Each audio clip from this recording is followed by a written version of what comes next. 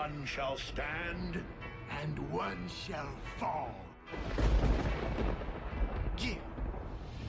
New kids on the block, we here making it pop.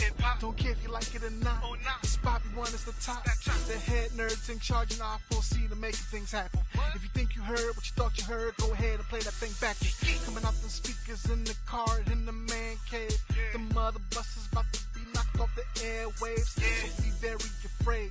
Better check your gameplay. Sitting on all that and finna take away your fan base. The stage is set. Better put respect up on our name.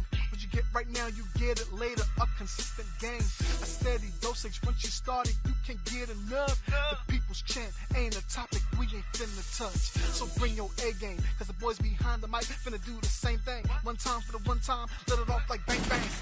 We aiming to be the greatest. We accepting any challenge. With a snap of the finger, bringing balance. Let's make it happen.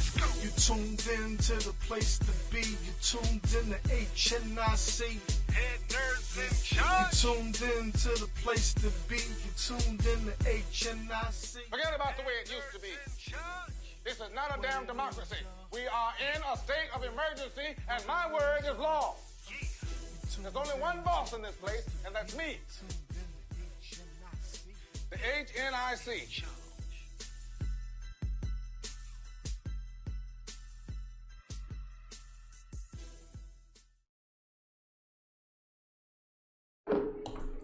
What it do, y'all? We are back. HNIC, Wednesdays, 8 to 10 p.m. And you are so kind to share this time with us. Beautiful, beautiful people. Some of y'all. Not all y'all. Well, you can't say that. Everybody is beautiful in their own way. That's how you lie to people, huh? What? Yeah. They're not lies. So they're truths. You mean to tell me there ain't no ugly people in the world? No, everybody's beautiful somewhere on the inside. Or the outside, or somebody's beautiful to somebody. Beauty is in the eye of the beholder. Yeah, what's Who is beholder? And I don't believe that nigga lying. Wow. I'm just saying, some of y'all are unattractive, but we still love you nonetheless. I happen to be one of those individuals. I am King Kurt Live, your host for this fine evening of enlightened intelligence and sophisticated web television. Until y'all start dropping the N bar. Wait, whoa. That is us reappropriating a word and then serving it back to them with sauce on it. Yeah, we taking it back. Right. To the left of me, I have my lovely host. Why don't you introduce yourself to the people? Hello, everybody. Is Yokai Sassy here, your favorite devilish girl. Ooh. My lipstick that I'm trying to have match up with my hair and everything else that's going on my face at the moment.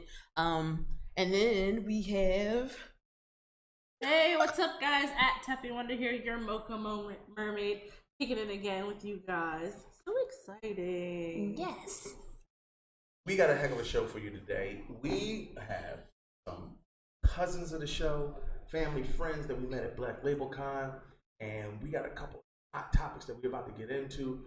We got Donna Magic Wand on the wheels of steel, the ones and twos, keeping us cream and looking perplexed. Hopefully, got gas, and the stream is working. Maybe it was that dessert biscuit. Beautiful. Listen, I heard through the grapevine that Batman gonna be black, y'all.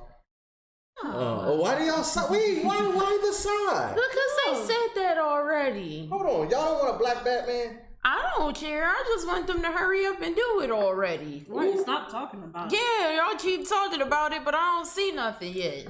I don't know how I feel about black Batman. I want to call him Black Man. Oh my God, get out of my brain. I want to be like, yeah, Black Man. Yeah, I just want to be like, you gonna go see Black Man? Yeah. I think that's going to be problematic for so many different reasons when other people are walking around on it. It's going to be dope. What about the people who aren't black who walk around saying, did you guys see Black Man? Like, how? That don't stop little white folks from wanting to be Black Panther, so I don't see what the problem is. Yeah, I just want little kids to run around preschool going,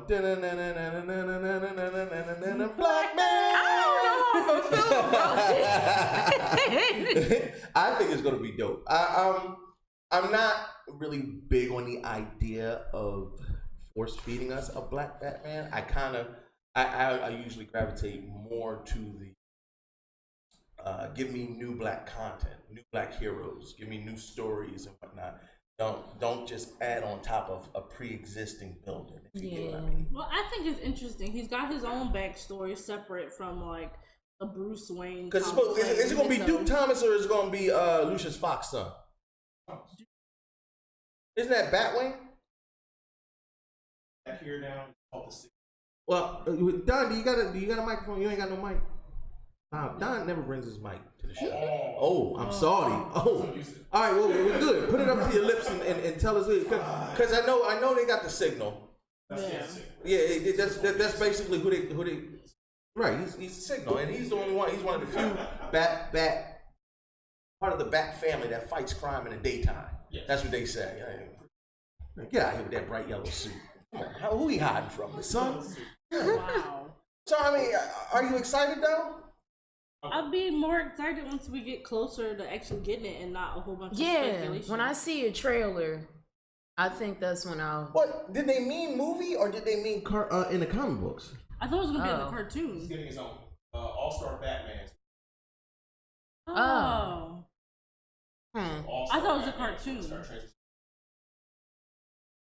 Oh well, I'm not. Yeah, I'm not. I'm really not excited. Womp womp. Let us know in chat what you guys think, because me personally, I mean, I'm with it. I'm not knocking it For the culture. Yeah, because anytime we can get a black man in anything that isn't jail, I'm with it. You said anything that's not jail. I'm just saying that's the one place where we overpopulate. We need another button besides the hype button. We need that noise from off of the Prices Right. When that one. I think we would get sued, but we can do it. We can do the joint womp womp. Yeah. Something. All right, we'll work on it. Fans, if you got a sound that you would like to hear on the Head Nerds in Charge, as long as it's not sexual, and if it is, hit my DM. Why don't you send it to us via our inbox, and we'll see if we can add it. Thank you to all our wonderful, wonderful listeners. We are now at 1,000 followers on Instagram. Yay! With your loving support. Thank you. Listen, we'll take it, because 1,000 people decided to watch stuff that we post randomly. Oh yeah, you know that makes my heart go doki doki. You know what that means? Doki doki. Yes. I usually have to take a doki doki in the morning. Like after my coffee. Like your heart beating in Japanese, like when you're excited or like you're ecstatic, like you love something. You're in love. Like makes your heart flutter. Yeah. I thought it was that thing where they cross their eyes and let spit run out their mouth. That's something complete. That's what I like. I like that. Bye. We're not talking. We're talking about innocent feelings. Right. Doki doki. Your heart. Ain't nothing like an innocent young lady. Cross-eyed and droopy. Leave it to Kurt to ruin my small, cute Japanese lesson and turn it into doki doki and the hentai. Who hentai? Ain't nobody listen. Well, nobody say if hentai. you're talking about the Ahagao face, then that's what it is. I don't know what they call it. I just see it on the Instagram. Why? You sounded like a grandpa. I saw it on the Instagrams. With the waifus. The waffles. What they call? The waffles? Waifus. I thought they was called waifus and husbandos. I thought it was another. I thought y'all ignorant niggas didn't know how to spell waffles. Oh my God. Waifu? Waifus. All right, no, break that down. Speaking of which, Mark has a waifu. His waifu is Miku Hatsune. Yes. What'd you say? So does she come in with a? It's a Vocaloid. She sings. It's like a singing anime character. They made up a computerized voice for her, so she's an artist without even having to be a person or having a voice. So Mark her. into He's into androids. Yeah, I was about pretty to say much, and that's his waifu. Mark we need to talk, cousin. You need a date. Leave him alone. You out here dating Having a wife who is perfectly androids. healthy. So wait, that's like a crush, right? Yeah, like your anime crush, and that's people have them fine. on like life-size body pillows that they keep in their So house. that's extra. Yeah, well, there is. That's extra. They got those body pillows that if you get lonely, they can vibrate in special places. I've never heard of that one. I have. If you haven't, then we need to make one and go on Shark Tank. Listen, y'all. Method Man. Well, two things with Method Man recently. I didn't realize it, but Wu-Tang came out with their biopic, and it's on Hulu, I believe. Yeah. And it's dope. From what I've heard, it's really awesome. I didn't know Dave East was playing Method Man. Dave East will also be at a concert that we here at Mixed Media Revolution will be having November 9th. Details within our fan pages. But aside from that, I didn't know Dave East was playing Method Man. And I guess Method Man has some aspirations of extending his acting chops by joining the MCU. Do you know who he wants to be? Bishop. Well, You asked her a question and she answered it. there was no pizzazz, no lead up. Now, what, Kurt? Who? What? You get gassed up Bishop. enough. You get gassed up enough without me having to play in. Hey. High octane, baby. 98. That's all I take. Oh, Jesus. I don't know. Right. I feel like he could play Bishop. He has the grittiness. He don't have the locks. No, you don't like him? No, I would have to start watching the Wu-Tang joint because I don't think Method Man has the chops. Ooh, baby, I like you. Listen, METHOD, man, I'm with you. I'm with you. I think that he had, from what he did in The Wire, when he was Cheese, I saw the grittiness. I don't know if he could per se be super, like exude that, because Bishop is like a brooding character. I would say Bishop is a super serious character. Right, he's very brooding. Very introspective. Bishop is the angry black man. He's coming from a dystopian future. He's got a right. He's got stuff to be angry about. Yo, everybody's dead. He's a mutant and he's black. That's probably the worst part about being a minority. He's a minority of the minorities. Right. I think anytime that any member of the Wu-Tang Clan decides that they want to like have anything to do with like comic book related things, that I'll support their endeavors just because I know they're not going to go into it blindly. Because I do know they have some history on keeping up with that stuff, so I trust their nerdom. They might not get into something if they don't think they're capable of doing it right. I'm not saying that I don't think that he would be respectful of the character. I'm saying the character itself, I'm not sure he could bring the right energy to it. I wouldn't know because I'm not really too familiar with that character. I just know I like looking at me some Method Man, so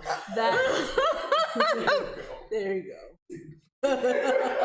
See, I try not to do that. I like looking at him. I try not to do that. White boys got their jobs. I like looking at them. I like to look at him. I like looking at him. He look like a snake. He tingles your lady parts. I got it. All right. I ain't say all that. No, Channing Tatum didn't get Magic Mike because he Oscar nominated. Because he can do this. Tef don't ever do that. Motion in the ocean. It's not. And hold on. She gonna do it's it the again. boat. You told her not It's to. the boat. It ain't the size of the Kirby, boat. my daddy. And you gonna gyrate anyway? Hopefully our views go up. For $9.95, Tef will come and twerk in your household. For $9.99, it's gotta be a little bit more. You gotta be a add little bit. Okay, for $99.99. So you have to support the drinks first before that happens. No twerking without drinks. Not for me, for Tef. Tef is now got sassy as a waifu apparently, or a waffle. I'm not sure which one it is. One of them is delicious. You're not even using that in the right context. Stop using these words. Wrong. Y'all weeboos. Wow. Moving on. Moving on. Peter Cat. Oh. Thank you, Capaldi. From Doctor Who. Who cares about Doctor Who? I care about Doctor Do you Who. really care about I love Doctor You Who. love Doctor Who? Out of the nerd world. Yo, I should have cares known about you like Doctor Who. Why? It's like the mom likes dregs of Doctor Who. geekdom that love Doctor Who. First of all, says the person who only just got into Star Trek trying to act all Trent, you want to be Trekkie? No, get out. Whoa. Exactly. You're right. But, Whoa. like Doctor Who geeks like crawl out of the basement after playing World of Warcraft for 47 hours. No, they don't. With Cheeto dust on their chins. Here, throwing the shade. Like, I know. I'm just joking. Anderson, you got his head swollen. No, dead up. I'm just playing. If you're a Doctor Who fan, you're probably trash. Not any more trash than Kurt, but that's okay. I'm pretty trash. Well, basically, him and Peter Davison have both signed on for Suicide Squad. Thank God they'll finally do something cool.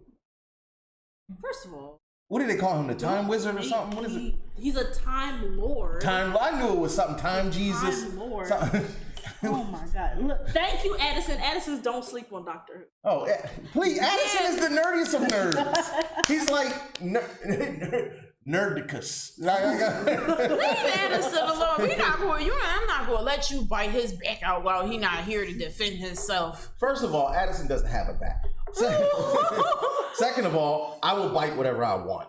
A-Dot, if you got something to say, you can always come to the show and show up for once. Other than that, until then, I will continue to talk about you. I don't care about Pete Davidson, but I'm super excited about Peter Capaldi. He wasn't my favorite Doctor, but he's a really good actor, and he brings amazing energy to every project he's. I'm excited to see him. Don't say you don't care about Pete Davidson. That's my imaginary husband too. Oh, look, you like looking at him too? Yeah, I do. I love that man. And he has the craziest sense of humor. His jokes are wild. That's enough for me. All right. I'm with it. Listen, I ain't gonna argue with no sassy. Now on to something that I care about. Rihanna, my Caribbean queen. She's being courted by the Warner Brothers to play Poison Ivy in the next Batman. And that gives a big old fat resounding, can you give me a hell yeah? Listen. For once, I agree with you. Yes. Could you imagine those soft, supple vines slowly creeping around her thigh? Do you need to be alone right now? Yeah, hold on. Let me get some water. You should see what I did in my pants. Come on, man. No, I'm joking. No, Riri is... Okay, so the last time I saw Riri act was Battleship. She had like 3 lines, and they weren't that great. They kept showing that commercial of her just being like, boo. No, but she did Home, but that was animated. Huh. Oh yeah, with the little DreamWorks alien thing. She was good in that. And she was in Star Trek. So She's Star Trek. yeah, she alien in Star Trek. Oh, okay. So I'm glad to see Riri getting her opportunity to do acting chops. Typically, that's what they do with like the megastar. Like I think Cardi B is about to be in a movie. Doing what she does already does. Oh, Hustlers. Hey. Yeah. I had that trailer in here. Do not drink anything out of Cardi B's hand. Ever. Oh, dude, you said don't drink. Don't drink out of Cardi B. Don't drink from women. Don't drink from Cardi B, Bill Cosby, and don't hang around R. Kelly after he's been drinking. Or don't drink from any strippers, baby. Really, if in my opinion, unless you shouldn't be taking a drink from anybody. Yeah, unless it's the or bottle girl. Not unless you're looking for a great time. I don't know, but it's up to you. You might not get a great time. Though. I'm with Reed. I mean, I don't want nobody. Oh, head nurse in charge told me to take a drink. I end up butt naked at the bottom of Arkham Asylum. That is not my fault, I buddy. think they going to have to tell us about that story though. If they ended up there, if you end up there, you got to come on the show. Yeah, tell me about Arkham Asylum. How did that go? How did you get out? That's my first question. How did you get out? Yeah, that's a good. And are you supposed to go back in? I was gonna say pause. Actually, if you got out, maybe you shouldn't come on the show.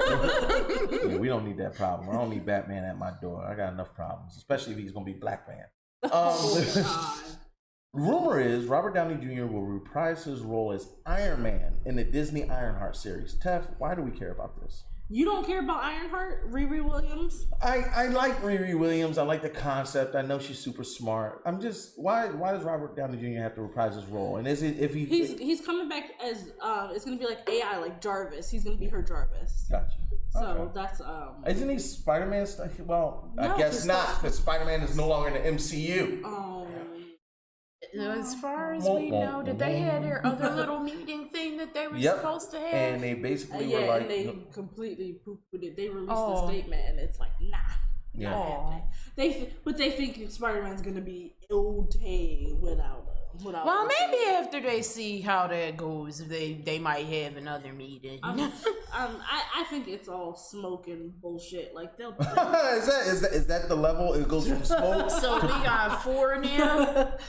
4 S-bombs left. Are we? No. Yeah, we had 5 and she just used one. No, that's not. No, we have an endless amount. We have an endless amount, but our guests, they have to share. Netflix is pushing back against the rumors that it had plans to switch its weekly programming. So basically, there was a story that came out, I believe it was by Complex, that said that they were going to get away from the binge watching format and go to only doing weekly shows.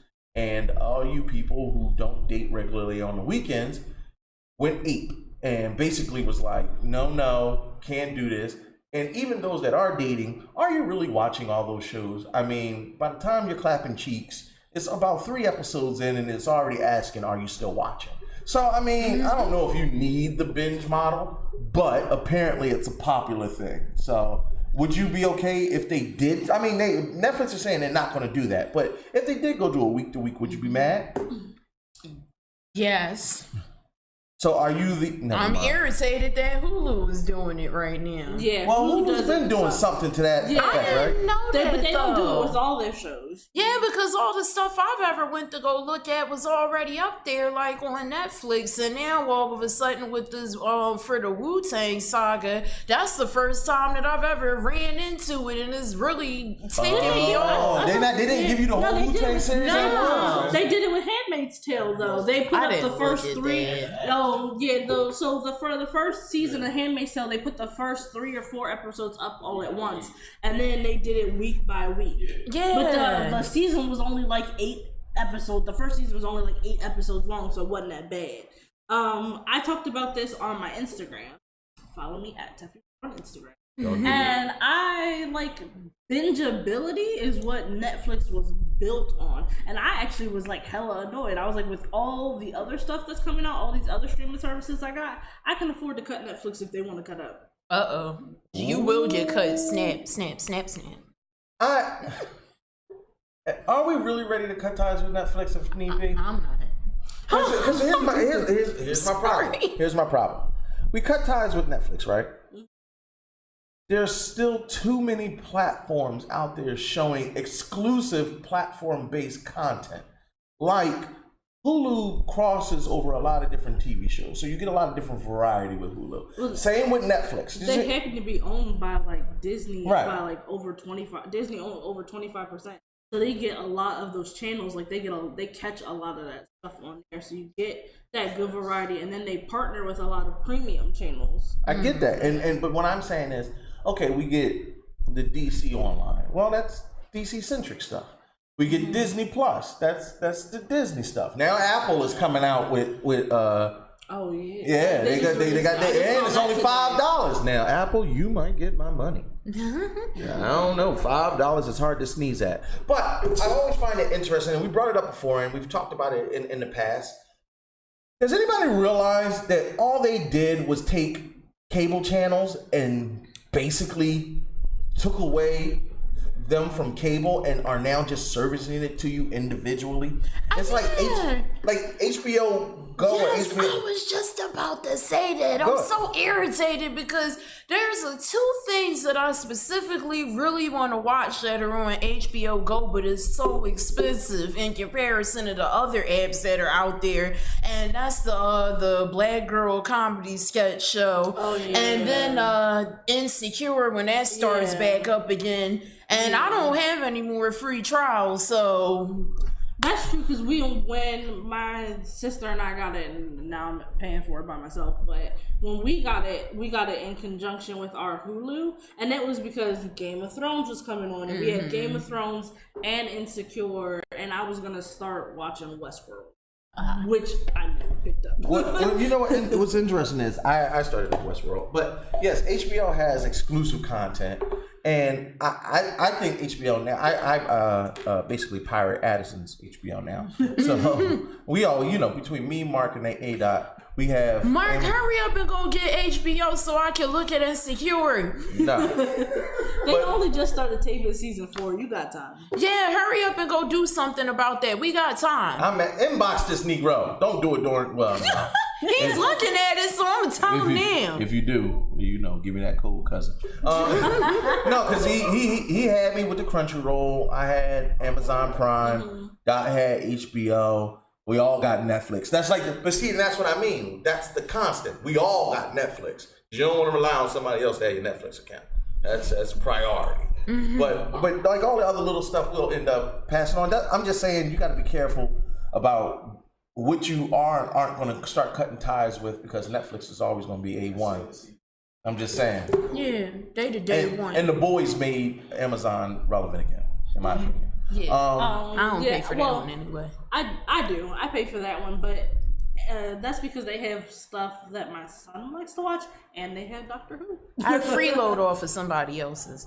Yeah, freeloading is the wave. Yeah. Sony has walked away from negotiations with Marvel, and no more Spider-Man in the MCU for the foreseeable future. So the funny thing about that, I actually saw something about it. It says for the moment the door is closed. They said Spider-Man was fine before the event movies, and Spider will do just fine outside the MCU. Kevin Feige didn't go all the work, and Sony has 5 to 6 TV projects in the work set in the Spider-Man universe. And I just want to ask them, who the hell do they think care about 5 to 6 TV projects? Like, that's not what we came here for. And we're not coming back for it. I'm almost to the point where I'm ready to boycott all things Sony Spider-Man related, just to show them that they don't want this work. Black geeks are forced to be reckoned with. We don't play, and I will utilize my platform to fight you like you are Donald Trump. So mess with keep on. We have spoken. Keep on. No, the crazy part is I was on their side in the beginning, because I was like, damn, yeah, Disney did kind of do y'all dirty, but now it's like they taking their ball and going home. Yep. And ain't nobody got time for that. Yeah, they're being that stingy little kid when you said taking their ball home in the middle of the game that just took everybody having fun, and they was like, you know what? I'm taking my ball with me because my mom said I gotta come in the house for dinner. And the sad part is it's a ball in the hood where you the only one with that ball, because nobody else's parents got them anything for Christmas. And it was 1984, and I remember. No, I'm sorry. This sound like it's a little personal. Okay, some tissues. You need a moment. Tyreek, when I see you, I'm gonna punch you in your mouth.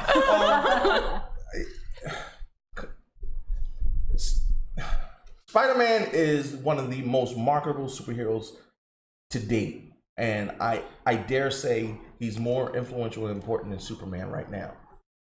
I know my DC geeks are gonna fight me when I walk up out of here, but Spider-Man is that work. Every kid wants to be Spider-Man. This is my son's favorite. I don't see anybody cosplaying as Superman like that anymore, but I see 1,000,001 different Spider-Man, because the best part about Spider-Man is Superman is Superman.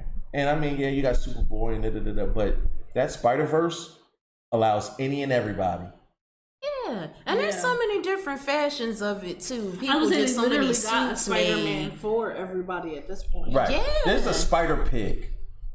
So at that point, right? Yeah. At this point, even your pets could be Spider-Man if they want to. I mean, look, wow. I did not need y'all to cut your eye at me. I said Spider Pig and these two broads. Get out of here. I was thinking about trying to tell Mandy that she should dress up Joey, because that would be cute, a little Joey Spider-Man. Spider Dog. I finally, if you were wondering what I was doing, for some reason Facebook hates me and it locked me out, so I couldn't look at the chat. But now I'm back in the chat, and Sean Meehan said Spider-Man is better than Superman. No. Spider-Man is more relatable than Superman, in my opinion. Now, if we talk about better, that's subjective, because Superman would destroy Spider-Man in a fight. But Spider-Man is the everyday man's superhero. Samsung is bringing back the Galaxy Fold after making some structural upgrades, but it's still $1,200. I don't need to spend long on this because I'm not buying it. And the new iPhone 11 just dropped, and it looks dumb expensive, and I ain't buying that either. People keep making jokes. It's still not gonna be as good as whatever Samsung put out now. The iPhone is like 3 to 5 years behind. Wait a minute. All the features that Samsung Let's take a poll before we continue. Okay. Sassy, are you an iPhone or an Android girl? So honestly, even though I have an iPhone, I am an Android person because of the simple fact that I had more freedom than I will ever have being a part of Apple's team. I only got roped into it due to some unfortunate circumstances, and now I don't want all of my money that I done invested into it to go to waste. That's the only reason I'm here. And people have been ripping on that phone the whole time, making, here we go with the weeb stuff again. The Sharingan, if I'm pronouncing it right, from Naruto, the little 3 I read the eye thing.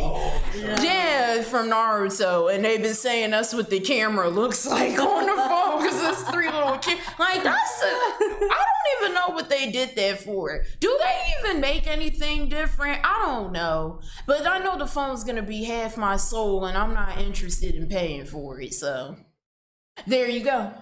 I've spoken, but that means that I could probably upgrade to a different one and it'll be cheaper. So whatever, come out with the stupid phone. You know, man, she said. What about you, Tab? Android or Apple? Android all day. The only thing I don't like is my camera quality goes down as my phone gets older, so I'm having some issues with my selfie game. But no, when I take my videos from pole and like the sexy lights in the studio, the camera has a hard time focusing. My friends on iPhone don't have. But literally, my phone does everything else better than every other. So well, yeah, that's just one thing, one downside. Yeah. Team Apple. I've had iPhone since the first. I could see that with your little dings and cracks, just like a real iPhone user. Exactly. Let me tell you something. Because that Neil deGrasse Tyson said. Oh, don't bring him in this. Tyson, not deGrasse. I said what I said. Neil deGrasse Tyson said that you shouldn't need a case on your phone. You need to be able to twirl it and play with your phone repetitiously so that you learn not to make mistakes. And I broke my phone. Anyway. But I'm team iPhone. What about you, Don? Team iPhone or Android? I'm not paying $600 for 32 gigs. This is not 1994. That's actually a very good point. Yes, that's another thing I hate about this piece of Expandable memory. Moving over here charging me monthly for space in my phone because otherwise I can't have none. What kind of crap is that? I'm done with y'all, but I'm not done with y'all because I invested money. Target is going to start selling wheelchair-inclusive Halloween costumes. I like that. That is good. What you was about to say, Sassy? Transition into that so that we didn't have to talk about you and your iPhone loyalty. Exactly. Because Kurt ain't no fool. I'm happy that those who are restricted in other ways or differently handicapable. I have a feeling about those terms, but I'm going to leave that for another show. But yes, handicapable. Yes, George Carlin. That was last show. We talked about this later. That was last show. They're differently able. Differently able. God, George Carlin is rolling over in his grave somewhere.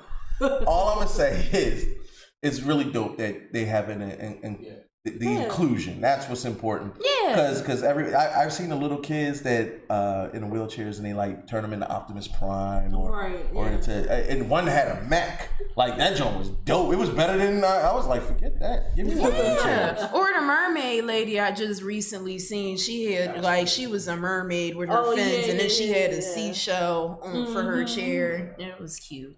So I'm with it, and honestly, especially for the little kids, because you never want them feeling like they can't be a part of something. And you know, and it's beautiful. Target is always forward thinking, and not like the demon Walmart that allows people with guns and sells bullets by the pound. Yeah. Right. Don't. We hate you, Walmart. Azalea Banks tries to come for Lizzo. Okay. I hate that woman. I was like, first of all, why are we even still talking about Azalea Banks? Every time she opened her mouth, it's like, girl, sit down. And that, especially after she came on wilding out with her little crocodile tears because she couldn't handle the heat. Like, right, and she tried to make herself out to be the victim. Typical bully. Oh my god! Like, dude, so what did she say about Lizzo?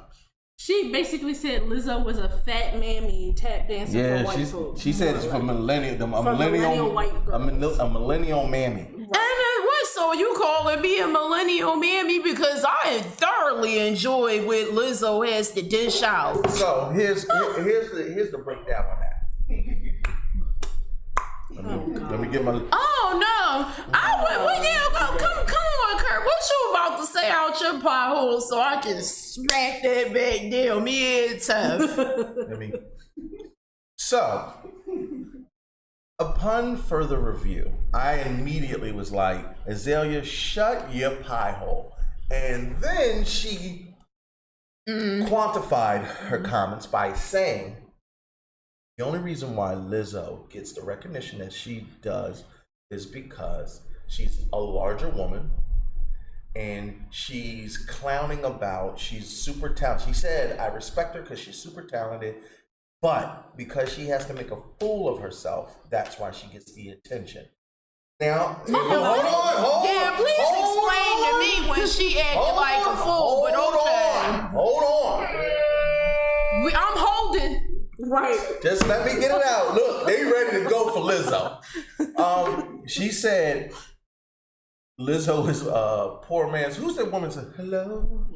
Oh, Adele. Yeah. She said Adele. And then she talked shit about Adele. Yeah, she did. Because she said, she was like, Adele can be fat somewhere and sing okay and be. What? Yeah, she did. Okay. She just sing okay because that's not okay. First of all, I stand for both of them and I'm about to get on this table. But I don't even know why we feed into Azalea because that's what she's looking for. She wants people to respond back. Exactly. She need attention so bad because she don't have no damn talent. Every time somebody get popular, even the kids, she came after the little girl on the Disney Channel that wasn't even doing nothing for nobody. And Sky Jackson roasted her for her fucking life on Twitter.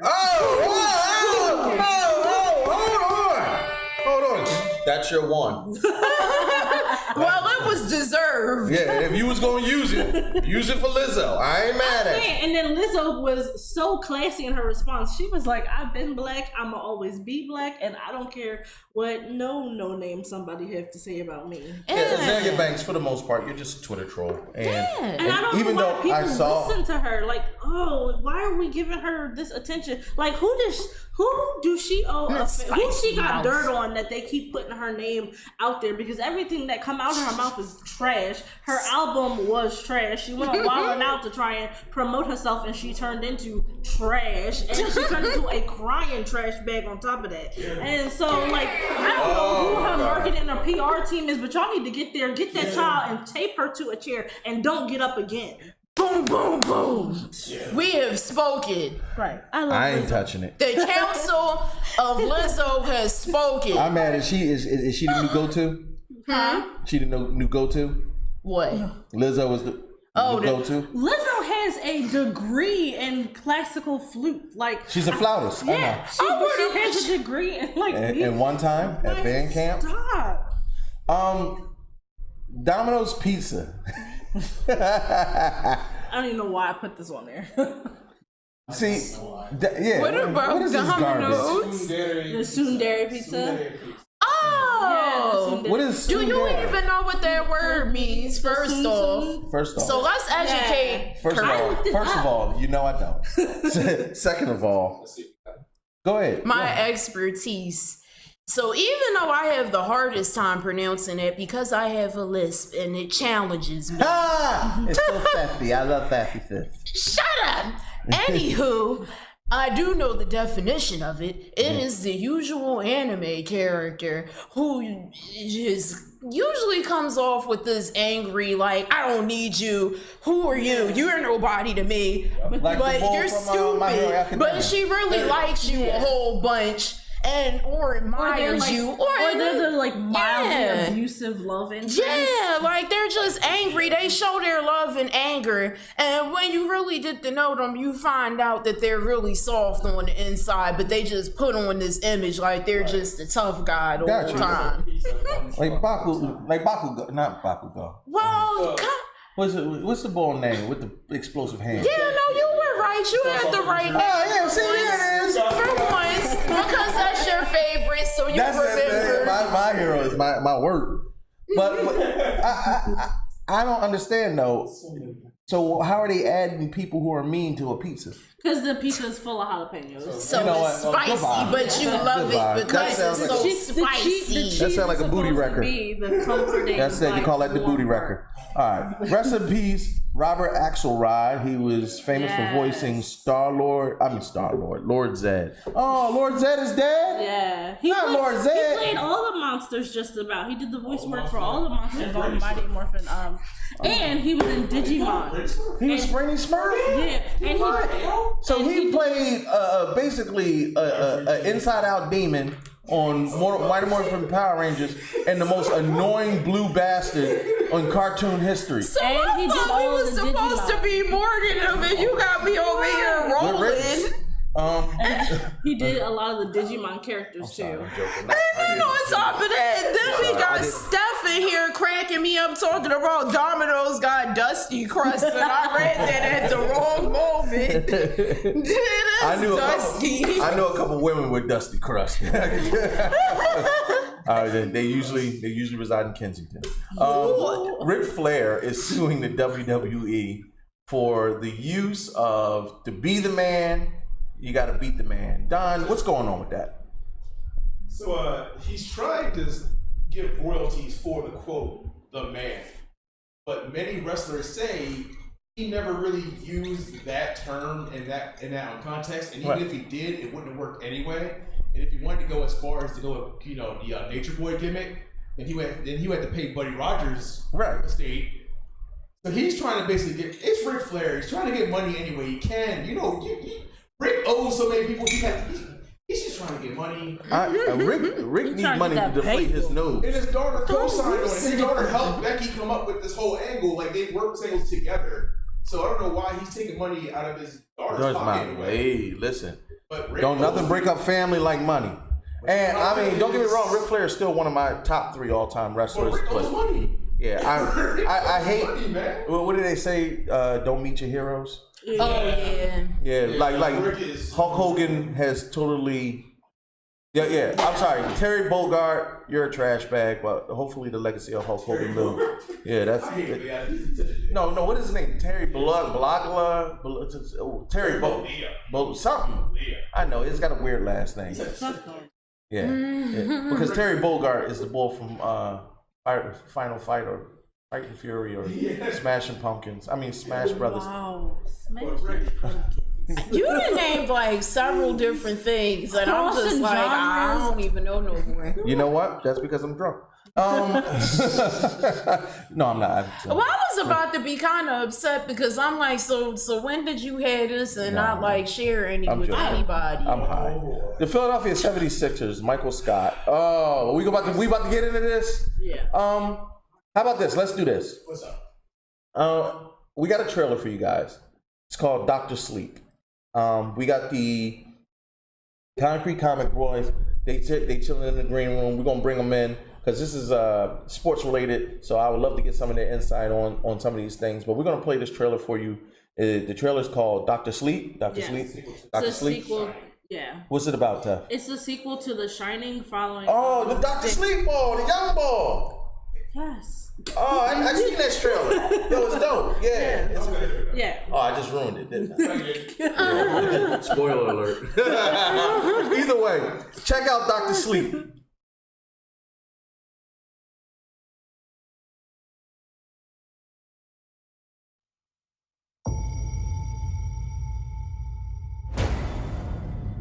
When I was a kid, there was a place. A dark place. They closed it down and let it rot.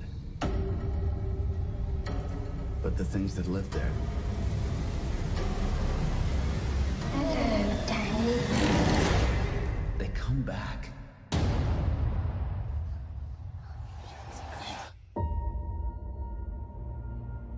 Not many ride the bus this far north.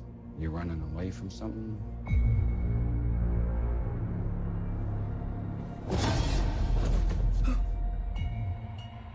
I'm running away from myself, I guess.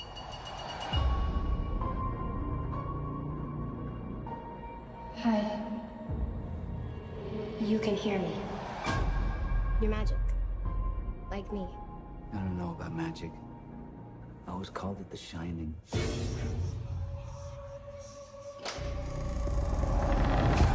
The world is a hungry place. A dangerous place.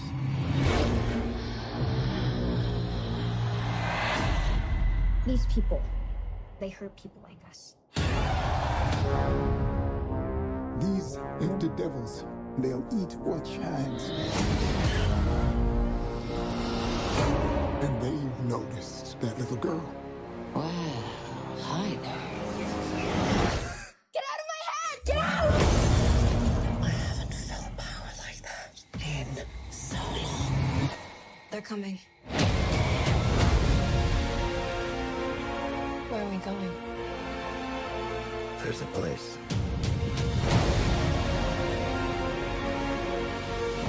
You sure you want to do this? I'm ready. Yes, you run, dear. And then I will find you, and you will scream for years. Come and play with us forever and ever.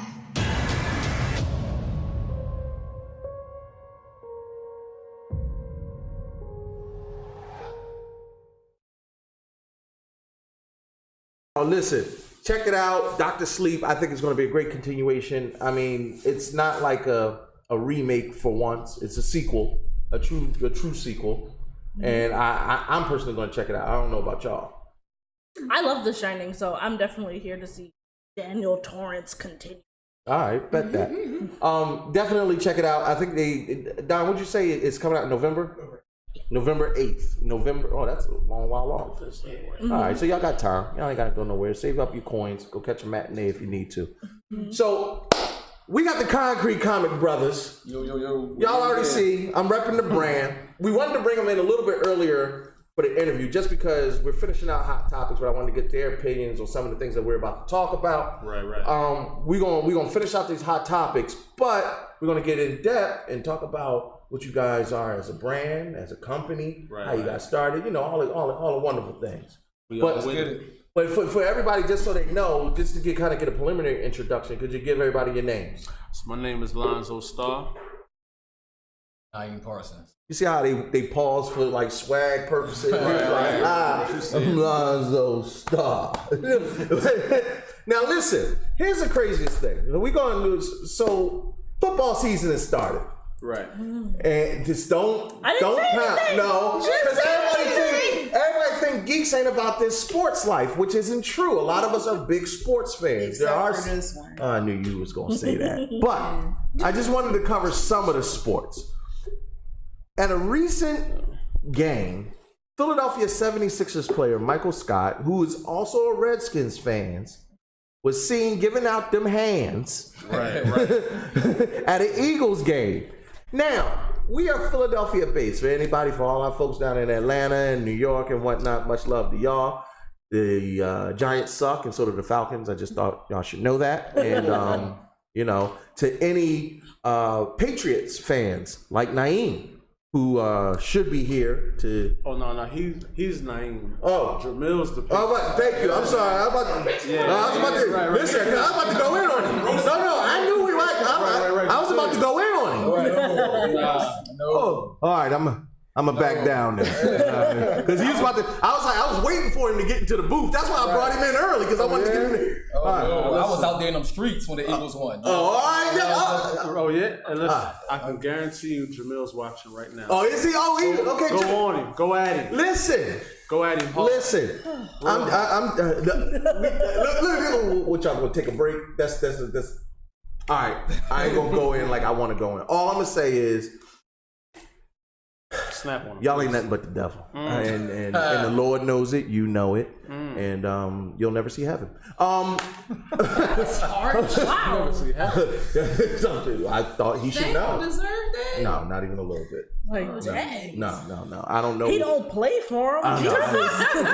No. Because right now they're just as bad as Cowboy fans. Because I just don't understand. You know my dad is a Cowboys fan. Oh yeah. That's why me and him go at it all the time. I just don't understand how a sports team consistently keeps winning when they do garbage things all the time. Right. I mean, how do you lose Gronk and get AB? That's a whole nother conversation. But in Philadelphia, what we do is we give out these hands. Right. And I don't know if we got the video playing. Don, we got the video playing. Can you? Yeah, play the video a little bit. We'll talk over it. As you can see, let me just say this: we usually don't like showing videos of people fighting. People fighting, especially black folk. It's a little derogatory. No, I mean it is. But in this instance, we just want to give out our customary warning to white people. You don't want no smoke. Let me tell you something. What you don't do is approach a 6'8" black man. Right. And he's about. They threw beer on him. They threw beer on him. So they threw beer on him. Yeah. That's what precipitated the fight. Oh, okay. So we just wanted to just say to all us sports fans, especially us Eagles fans, and you know, I'm with y'all, bleed green the whole night. He's from DC, so he's like a born and bred Redskins fan. I wasn't like mad at him. But as a Sixer fan, he still got to watch himself. Though. He should know better. But he should be able to go out in public and support. Yeah. That's the He's putting Super Bowl rings in my chat. Oh yeah. Really? Yeah. He out here. I'm sorry, they look a little dusty to me. That's the Deflategate. That right there is the Tuck rule. There's a couple questionable rings in there. We're not going to do this on the show. This ain't a sports show, but you can come box me after this. I ain't playing with you. Don't do that. On then if this not a sports show. Also, going into that, this has actually grown into a bigger story. This has grown into a bigger story. Speaking of people fighting in the NFL, Antonio Brown, who was once on the Steelers, right, went to the Raiders, finessed his way out of the Raiders by calling his coach a cracker. Yeah, which Chucky, you know who you are.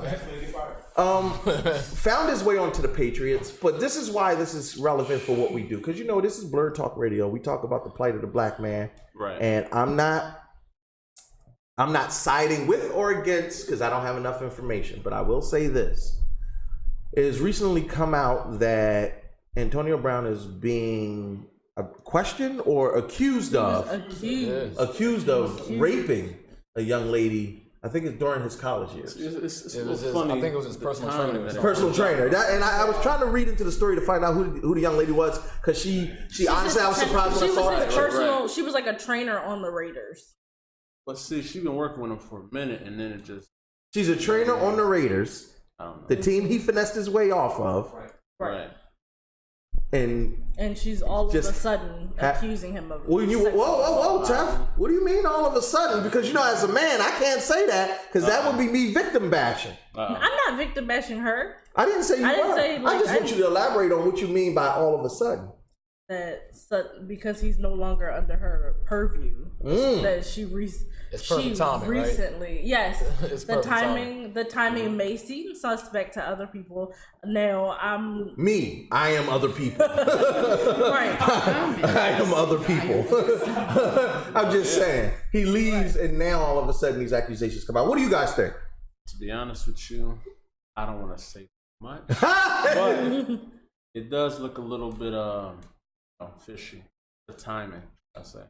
You know what I'm saying? I'm with it. I don't. You don't have to comment on it, but if you do, you're more than willing to step up to somebody and say, "We here to talk about comic books. Please don't get us in trouble." Listen, on this show we keep it 100, and you know me, I don't mince no words.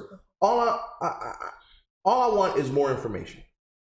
If she held off because he was a Raider, right. then okay, that could happen. And she's like, "Well, no, let me go ahead and let this thing fly now that he's not here." But if it bothered her that much, wouldn't she? It was like the week, in? It was like 2 days after he left. Like, that's what I'm saying. Like, listen, even the mic won't stay up because you don't want me to.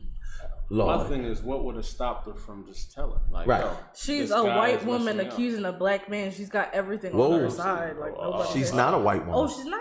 I thought she was. That's what I was just about to say. It's not a white woman. Bum, Thunderclap. Yo, I lie to you not. When I saw it, I was like, oh, okay. That's why I said, well, let me get a sister a benefit of the doubt. I mean, as a woman, I'm prone to give women the benefit of the doubt until you do that a lot. More comes out. A lot. Bro. We can't all be trashy like you. Some of us have to take the high road. Oh no, I don't know nothing about that. Right. I like to be underground. I'm like Harriet Tubman. I'm in the railroads. Right. Either way. I mean, it's like I said, I wanted to give her the benefit of the doubt until more details come out. I'm like, he's a rich, successful football player. I said, whoa, he's one of the greatest wide receivers of all time. Well, no, that's what I'm saying. Like, and he got my last name, so he's got to be doing. No matter what she does or says, he'll probably be fine. No, I'm just saying, why didn't she just, the first time it happened, why not just say? You know what I'm saying? Like, why not? Because she's a woman and nobody gives a shit about women's feelings. Right. She say one thing, hey, you touch me. That's not true. I'm not touching that one. I'm gonna say this. It depends on the situation. I'm not gonna say that's not. I saw it bubble up. No, because it's not on either party. So what you say is not wrong because in some circumstances that is how it goes, and then what you said tough is not wrong because in some circumstances it's kind of like you hit or miss. You never know how it's going to end up panning out. Everybody reacts differently to different situations, but it depends on the person. most people would say, "Hey, let me nip this in the bud so it doesn't happen to somebody else." Now, if that didn't happen, it happens every day, B. All I'm saying is, can we just not do the social media, the criminal law lawyers? They come out mind our business. Well, then tell Antonio Brown to stay off his damn phone. I've never seen somebody more on Instagram and Twitter than this dude. He might not want to talk too much. Don't be a hater. If he don't want to be tried by the social media mob, then maybe he should put his phone down. Yo, that's you know what? I can't argue with that. And that leads. You still got to go in there and defend his name. I mean, I'm not saying that, but I'm saying if you don't want to. Well, actually, that leads us into our next topic. He should let the people he paid to defend him defend his name because that's what their job is, not his. I don't know what you're talking about. Somebody call me out my name. I'm right on Twitter and right at their neck. I don't. But you know what? I think that really doesn't help when you at anything, and not even just this situation, but any kind of criminal thing that's being pit against you, is you being quick to call out, I didn't do that, because the thing is, until it actually everything's on the table, it's just your word, and nobody can take that. And sometimes what you say can make you look even worse because you're not that's not your profession. You don't know what's right and wrong to say. Exactly. And well, then you hold on the chat. I don't mean to interrupt you, Tef, because this is getting real heated in here. Cutting off women right now might not be safe for me. Kennedy gonna come back. I would say we gonna keep Kennedy. Nobody afraid and nobody's Kennedy. Should we do our are winking. No, you don't need to blink at nothing. Sure? Listen, ain't nobody scared of her. I'm in mid blink. You know what? Close that. Look, anime. Eat the cake. No, I'm joking. Hassan Warren said Tef is correct. There has been more than one woman who accused an athlete of sexual assault and lied to maintain their reputation. Elise Watton. I apologize if I'm butchering your name. She says that's not how things work. You know, talking about victims. Could be the whole why didn't she come forward the first time? That's not always how things work with victims. There is a fear, and he's famous, which is credible. Keith Cooper says, tell KD to put his phone down too. He wears me down. I guess that's being on Twitter. I mean, when you're a public figure, you know what? And I'm not trying to make it political, but Donald Trump kind of led the way. Yeah. When you're super high profile, he kind of took it to the top with it. Right. I mean, if the president of the United States is going to act like a whole a-hole on Twitter, and it's not good enough for Antonio Brown or KD, unfortunately. Don't be a follower, be a leader. Right. That's like a Dare commercial. Only you. Donald Trump is also nothing to aspire to, obviously, and especially in regards to sexual assault. Talk about trashy of trashy.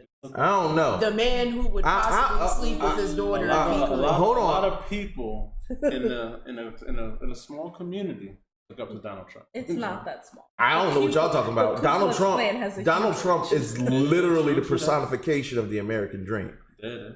Completely unqualified for the job he has, and it makes an immense amount of money. And his parents are immigrants. His parents are immigrants, right? Yeah, so I don't know what y'all talking about. Listen, if I could get paid millions of dollars and become the most powerful man in the world and not be qualified, please make me the president. Can we sound scary though, a little bit? Because like nigga, you don't want me to make this. We know. And I'm gonna be sitting there like, this is life. This is life right now. Yeah. So Antonio Brown, you suck. If you're a Patriots fan, you're also a Trump fan and a supporter. And I just hope all of you die. I personally, I'm pretty. These ruthless comments. I'm just saying. You just say it like. Why? Do you think it's worse, Patriots or Cowboys fans? Oh, Cowboys fans, hands down. No, it's like, you know what's crazy? In Dallas, they're so nice. Really? Yeah, some of the nicest people. They're beautiful people. They just make poor decisions. Nice. It's the people that don't live in Dallas that just. Yeah, it's the fair weather fans that we got plenty of them in Philadelphia. Too many of them in Philadelphia. Here's my rule of thumb, and we'll keep it. I promise no more sports after this. Here's my rule. And look, see, y'all are tapping on the table. It's 9-12. That's all. Yeah, all right, fine. Here's my rule of thumb. You are not a true sports fan of said team until you enjoy a game in their actual stadium in their city. So if you're a Cowboy fan, find your way to Texas Stadium and actually enjoy a game amongst your people. But what if they don't have the fun? Well, then don't be poor. What kind of comment is that? Either if you're poor, be a hometown. If you there that's offending us, like, I wish I could go to Texas and they can't go. F them Steelers fan on here. How you feel about the Steelers? Oh, I'm Steelers is my second. I'm a PA. I'm a homebody. So I'm an Eagles fan. Steph is offended. She's a Cowboy. I know. She's trash as well. Oh, don't call Steph trash. Steph is trash. You ain't your father. I'm not allowing both of y'all Cowboy fans. First of all, my father is one of your best friends. Right? Yeah, I love him to death. He's no trash. He's a trash Cowboy fan. He's a trash. Birds of a feather. Are you a Cowboy fan? No, I'm not. Okay, then you're not trash. You start talking about my waifu like that. Steph is my waifu. No, you are Steph's waifu. Or the Steelers are acceptable teams that you can like. She wears the pants. Pittsburgh fans, they hate us. As they should. They hate us. As they should. I'm not knocking it. Speaking of the one Steelers fan on my live. We are about to knock the phone down then. Forget that. Listen. Can I just say real fast? Hi, My mom is Your mom? She's usually at Bible study. She popped into the chat. Is your mom a Cowboys fan? Hell no. Oh, all right. That's why I like you. Hey, Beth. Anywho, we go. My mom. Did you see her comment? No, Cowboys suck. That's right. That's right. Yeah, I don't know what's wrong with your dad. It's a family thing. It's a family. His dad. So was the Manson family. You know, they was crazy too. I'm just saying. So can we get to our mid-card topic? All right. I tried to segue out of it, but you wanted to go in with it. Thank you, Don. Don, can you get on the mic and tell the people I tried to segue twice out of this? Because he did try to do this twice. That's all I'm saying. I will co-sign on this. He did. She wanted to talk about AB raping folks and stuff. I'm joking. Was it your mom? Yeah, that's my mom. So our mid-card topic, as she so eloquently put, because now is no sexy way to get kind of transition into it. Facebook, I don't know if you noticed, but there's a little heart in the corner of your Facebook profiles. Apparently, Facebook has officially debuted its dating features. If you didn't feel lonely before, Facebook has sent out notifications to let you know that you need to hurry up and jump on this app. Right. Fill out your profile. Now, I'm going to go around the room and keep it 100 because we don't lie on this show. Okay. Tef, did you fill it out? No. How you started? You a lying motherfucker. I was laughing at my mom. No, you didn't laugh at my. I asked you a direct question and you hit me with the. Tef, you trying to find a bae on Facebook? First of all, nah. Wait until tonight, girl. If you think you're lonely now. I'm sorry. Did you fill it out? Hell no. Would you fill it out? Are you still? You got your Black Planet profile? Oh my god! I was throwback. No, but I did have a profile on Black People Meet at one time. Ooh, Christian Mingle. Black Planet post with money. No. Black People Meet. Trust me, it wasn't that great. All right. Are you on Tinder? No. All right. So no social media dating. I know, right? No. Did you? I don't know if I believe him. No, as much as I'm like, yeah, I'd like to meet a husband, I don't try. Right. so that wasn't your bag. No. Liza, what about you? Did you fill out that profile? As a proud married man, I'm gonna. All right. Say no. Everybody get it. Absolutely not. You know what I'm saying? I love my wife. Absolutely not. Listen, yo, he looked at the camera. He was like, "Dad, I don't know what these niggas talking about. I came to talk about comic books. All of a sudden, they're raping football players, raping people, and Facebook profile. I don't know nothing about that. Oh yeah, I don't know nothing about that. Listen, she'll take half your comics.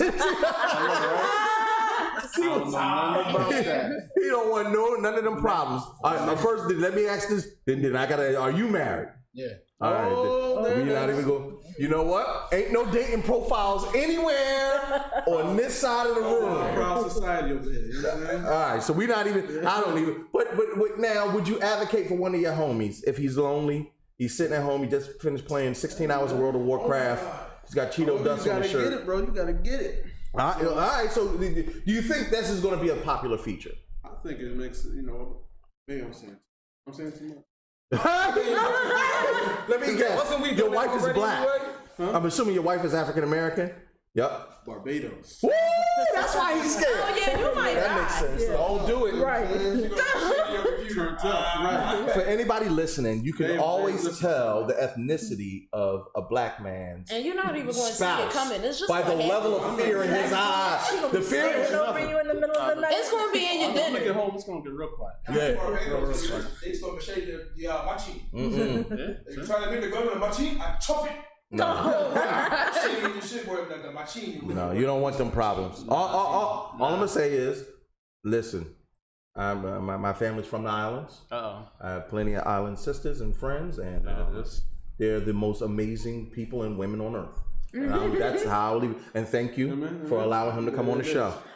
I did the best I could. Right. Sassy, you signed into it, didn't you? Yeah, I did. Actually. Anyway. Cake. No, that's right now. I don't know what's going on, and I'm assuming it's because it just started, but nothing's happening. People said that it wasn't doing anything nothing yet. happening. They're like, oh, we haven't found any suggestions in your area, and I'm like, okay, so like this is lame. Really? So this gonna be like just the people that's on your friend list that you see. And it's like your common likes and stuff like that. That's how it's supposed to. It's not supposed to be the people. Oh, they try to match you with people that that likes the same stuff. But you can have a secret crush list of people who are on your friends list. They won't know, but it'll like let you know that you guys are a match, I guess, or that they like you too, like that kind of thing. Kind of like Can't you okay, just holler at them on the regular Facebook.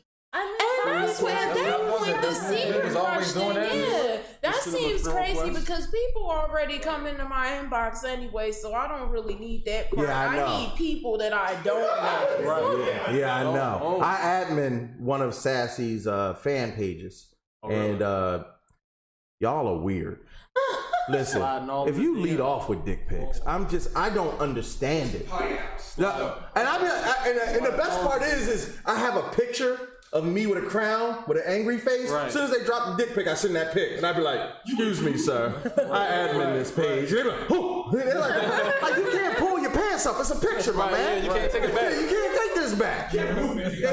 First of all, unimpressive. Second of all, As you said, unimpressive. and Sassy be like, "Don't be deleting them." I'd be like, "No, I'm getting these out of here." But what if I wanted to touch it? Sassy be mad at me. She'd be like, "Look, don't be deleting that down to my account until I get to see what's going on in there." Ain't no way to get that slammer pick back. Listen, Ain't no way to get that back. Geeky dating. I mean, is this what we come to for nerd dating? I mean, do we need Facebook to tell us to find people matchmaking? I mean, you can always go to like cons and do like speed dating and stuff like that. People stink at cons. That's what everybody keep telling me. Speed dating at cons? Yeah, they do. They have like speed dating panels. They always cancel it at the bigger ones, though. They never keep it at the bigger cons. The only time that I actually ended up getting to go was at a smaller one where it didn't even matter.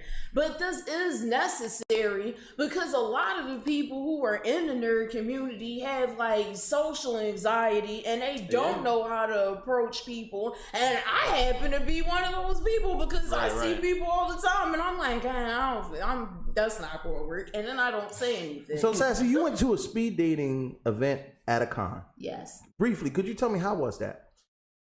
It was an interesting experience. I think I talked to a total of 27 people. Knock stuff down. My bad. What was it? 27 people in a certain amount of time. I think it was like in they all got a couple of minutes apiece. It'd be like in 3 minutes. And it was really rapid, like 30, and it minutes. was like I didn't end up really even liking any of the people who were there. They were really. I wanted to go to one. It's got like margaritas and tacos, and I'm like, I love margaritas and tacos. Yeah, but it was a safe space. They made it really safe. I just want the margarita and tacos. Yeah, it was a safe, secure thing. They had all the ladies. They actually made the guys pay to get in. Wait a minute, I got to pay to get through 27 women? The guys have to pay to get in. The women always. That's a thing. Every club. That's a thing. Because they don't want a bunch of creepy guys coming in there like harassing the women will be there, then the men will be there. So pay regardless. So the women get in free. And then once the men see the women there, then they'll flop. Yeah. But the women, they be the ones not washing their behinds too. I'm just saying. I have never been to a con and ran into anyone who smelled bad.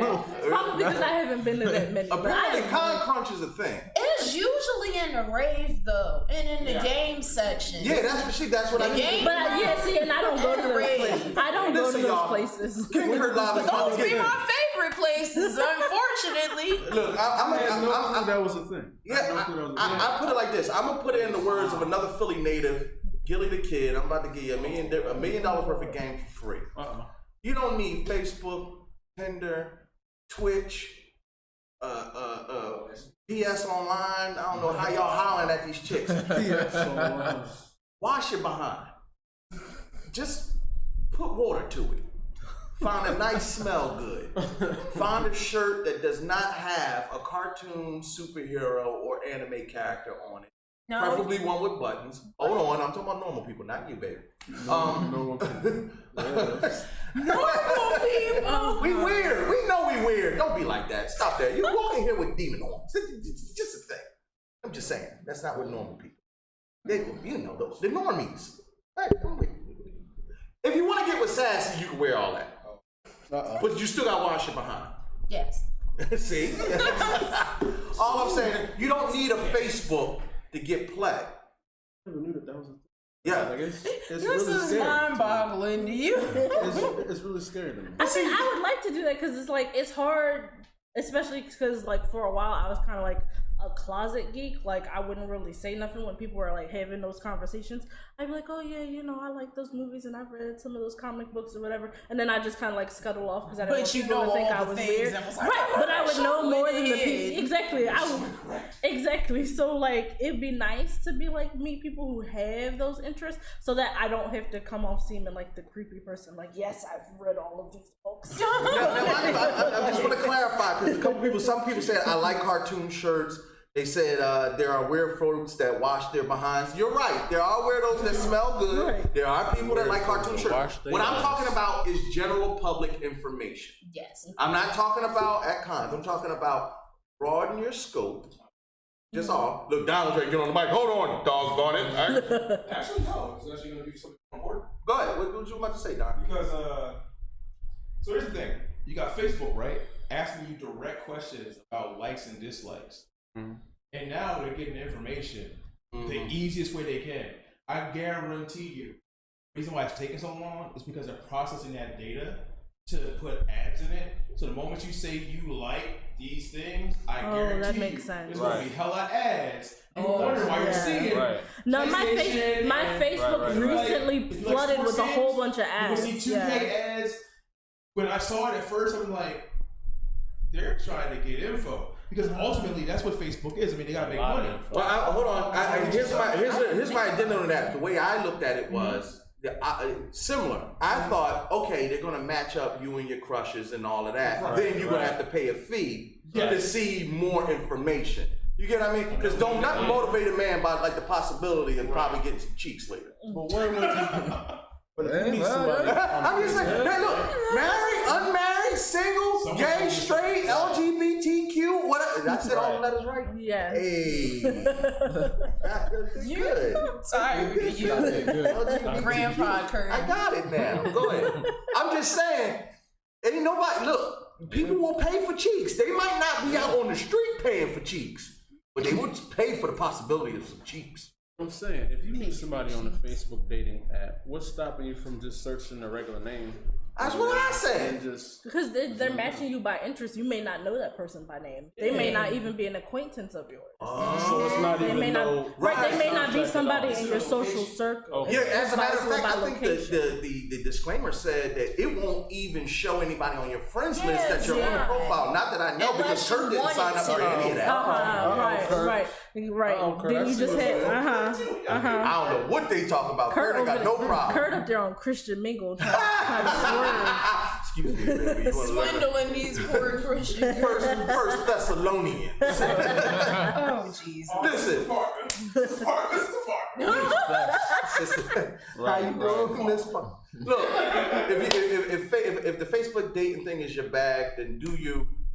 If you try it out when it goes live or I would say I was thinking about signing into, but wasn't nothing happening. And then also, like I said, I'm like, I'm too busy.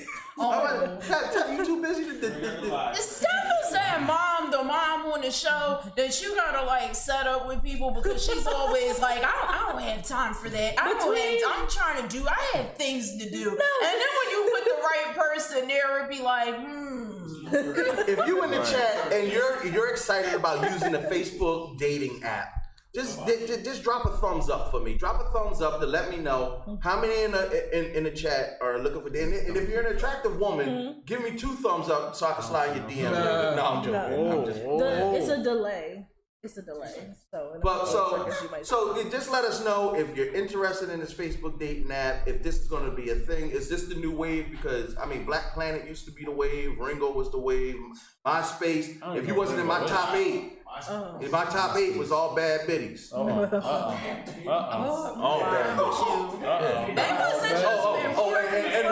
And the bull. What was the bull name? Tom. Yeah, that's a white bull. Tom. Hey, No, because eventually you could get rid of him. Yeah, but I had 7 bad biddies in Tom. Then I upgraded to 8. Right.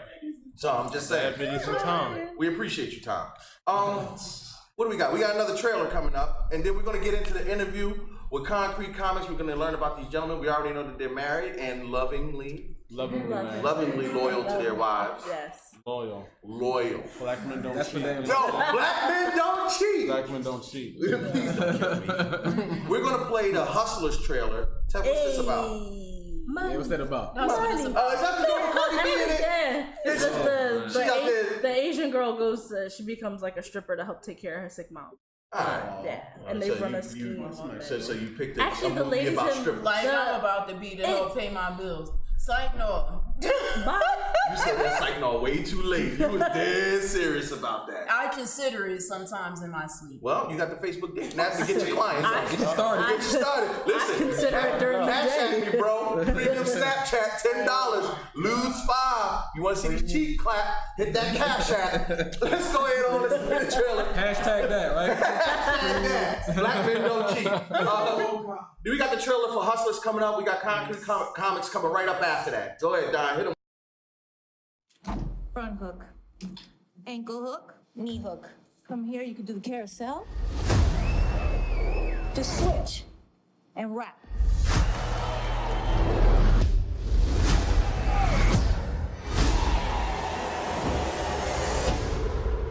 Minus 40% is 160.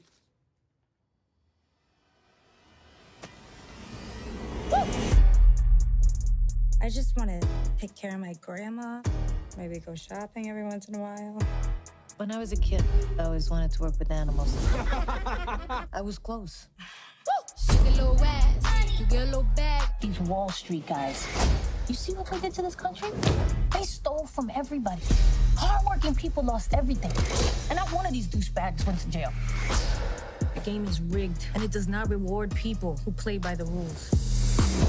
It's like robbing a bank, except you get the keys. Are you in?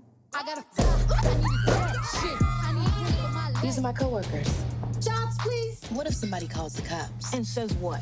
I spent $5,000 at a strip club, send help. Damn. We're a family now. Damn. A family with money. Damn. And when would you say that things got out of control? Pass the mirror. Ooh. Please help. This is my husband.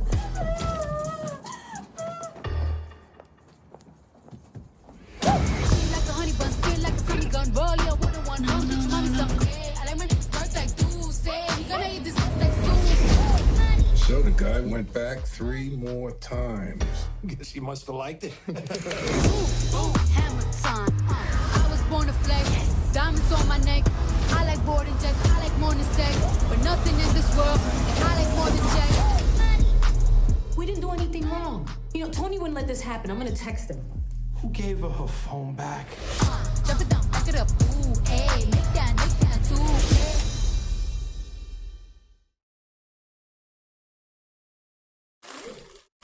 Sassy was trying to hurry up.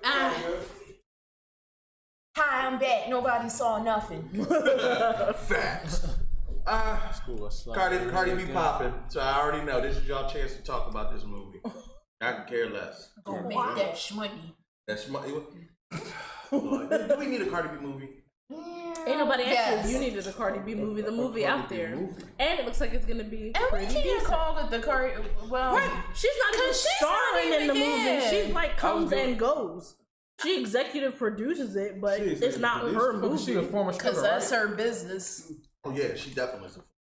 Right. I remember them days.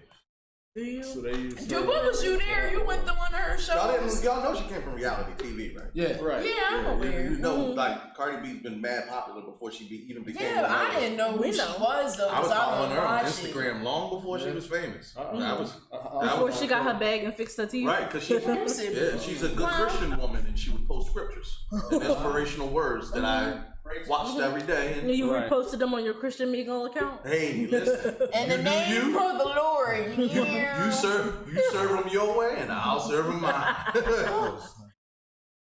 So go out and what's the movie called again? Hustlers. Yeah, the ladies from my pole dancing studio, they're going. Of course they are. A group of them are going. I'm going with you. Sunday. Surprise! I'm going too. Surprise! The pole dancing class is going to go see Hustlers. It's mostly the instructor. It's not a class, but okay, beautiful. They not going on a field trip. Did you say a field trip? Yeah, because you said the class, so I said it ain't a field trip. Right. I think it should be. As a matter of fact, Tef, I haven't mentioned your pole dancing yet all episode. Wow. So you got a recital, or what do? Is it a recital? Like you in ballet. You got a pole dancing recital coming up. I'm just saying. When is it again? It's a showcase. Oh, it's a showcase. Because it's for adults. Because it's for adults. Not for the children. Not for the children. related. Actually, you have to be 18 and up to even go. Wow. Okay. Yeah. So is that what? Delilah's? Delilah's. The name of the studio is called Moet's. What do you know about those places? Are they hubs that you passed out Christian literature to those that needed it most? Right. Because I wanted to let those black men know that we don't cheat and they should get out of that sin. Hey, there you go. Shut up, Kurt. I'm tired of you. Anyway, so I'm gonna be up in the Denison clapping my cheeks for my friends. We're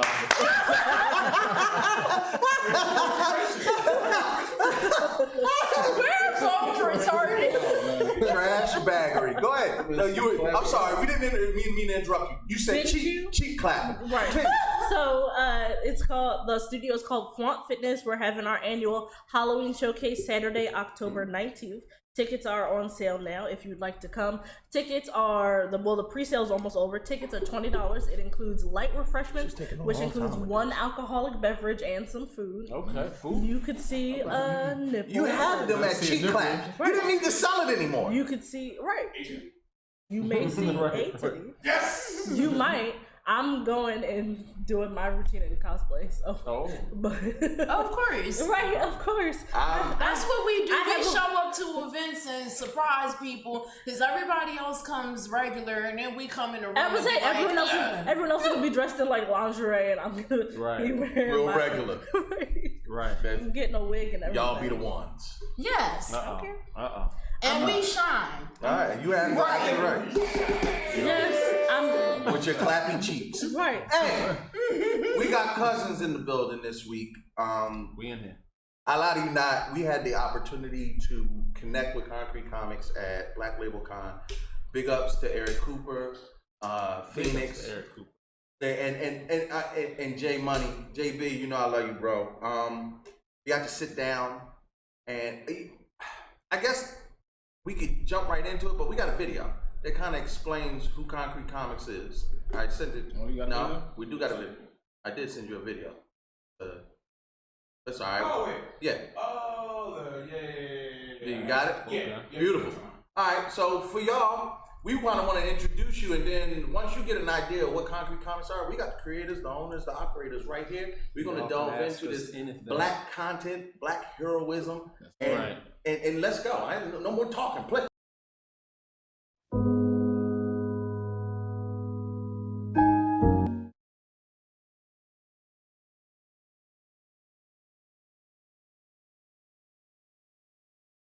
Don's figuring it out. I swear, right. All right, you good? All right. Well, either way, we will. Now you got it. This is how real the show gets. When we do technical difficulties, and I remind you, I'll talk bad about Don when he does stuff like this because I be like, this is still a Negro production. My friend Mary says, "Gentlemen, I cannot wait to get my books. Congrats on the successful Kickstarter." Thank you. And that's what I wanted to thank you, Mary. Thank you. No, I'm joking. Let's get into that a little bit before we delve in. Because Don, just let me know when you got the video ready. For the most part, you guys just had a heck of a win. Right. A fully funded Kickstarter. Yeah. Tell me about that. Craziest thing is, like a week before, we weren't even gonna do it because we're just so nervous. We never did anything like Kickstarter wise or put our books out yet. So just doing it had us all like, man, after I ain't doing it. Just like the date we put out the books, but something came over us. We say, you know what? We just publish button and see what happens. Did that? We just promoted our asses off. Promoted like non-stop every day, 24/7. Fans came out, supporters just came out, and boom. Our goal was only 2,500. So at the end of it, we had 87. Nice. Wait a minute. Hold on. That's crazy. Hold on. Let's run that back.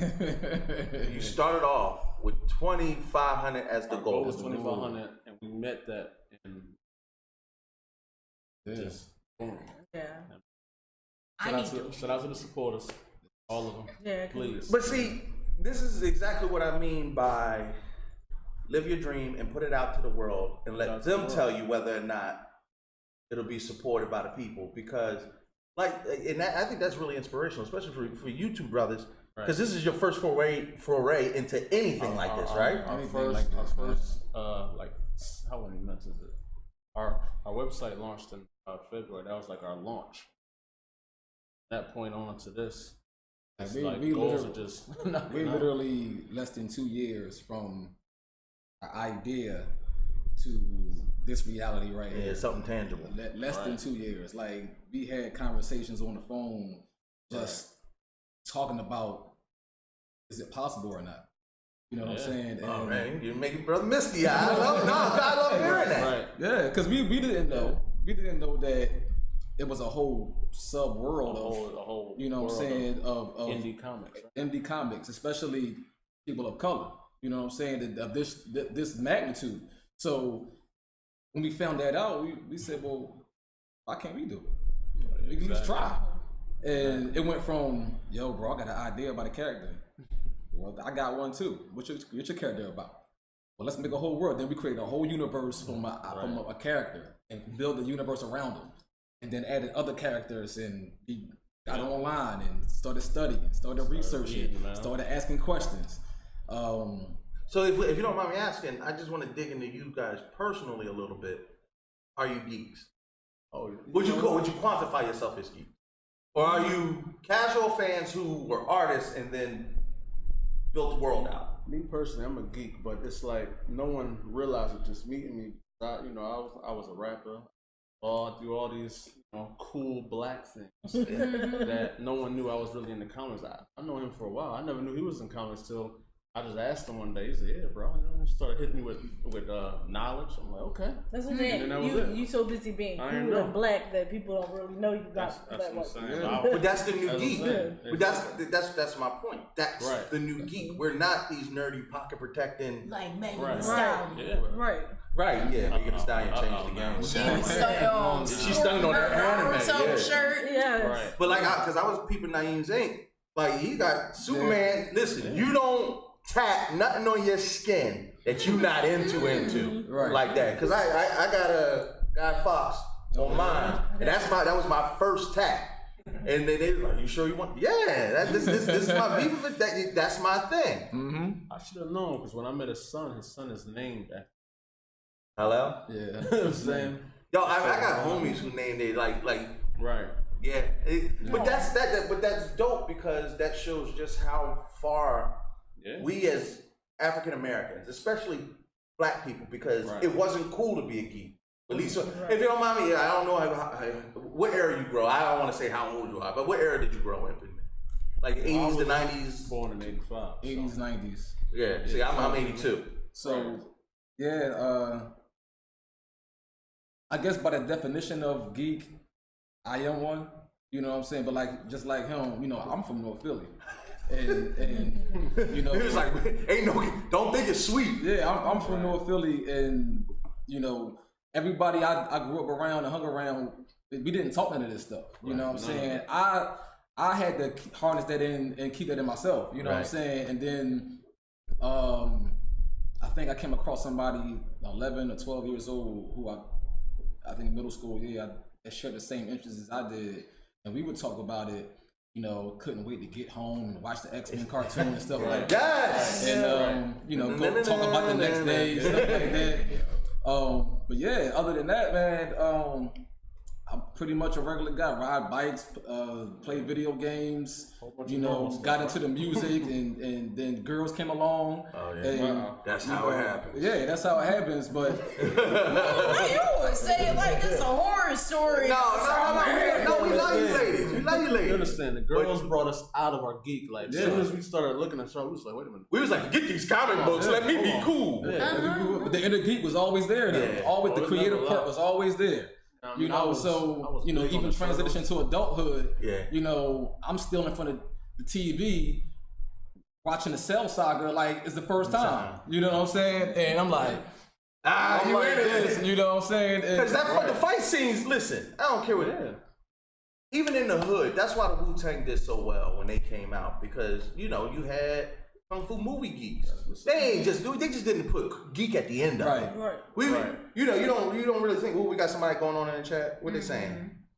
Oh, Jose Rentas said being a geek / nerd was a private matter growing up in North, because people oils there. You were sweet. No, now mind you, I'm from 33rd and Diamond, and my grandmother was from over on 1st Street, right over there by Dobbins. Right. So when you say the culture was to always exude a level of toughness, Exactly. and you didn't talk kiddie stuff and cartoons and things like that were considered kiddie.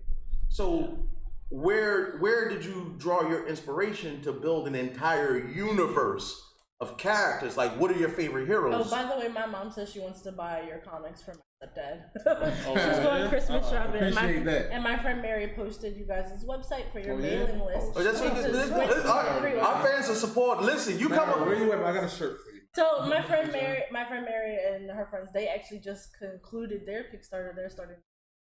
Oh, really?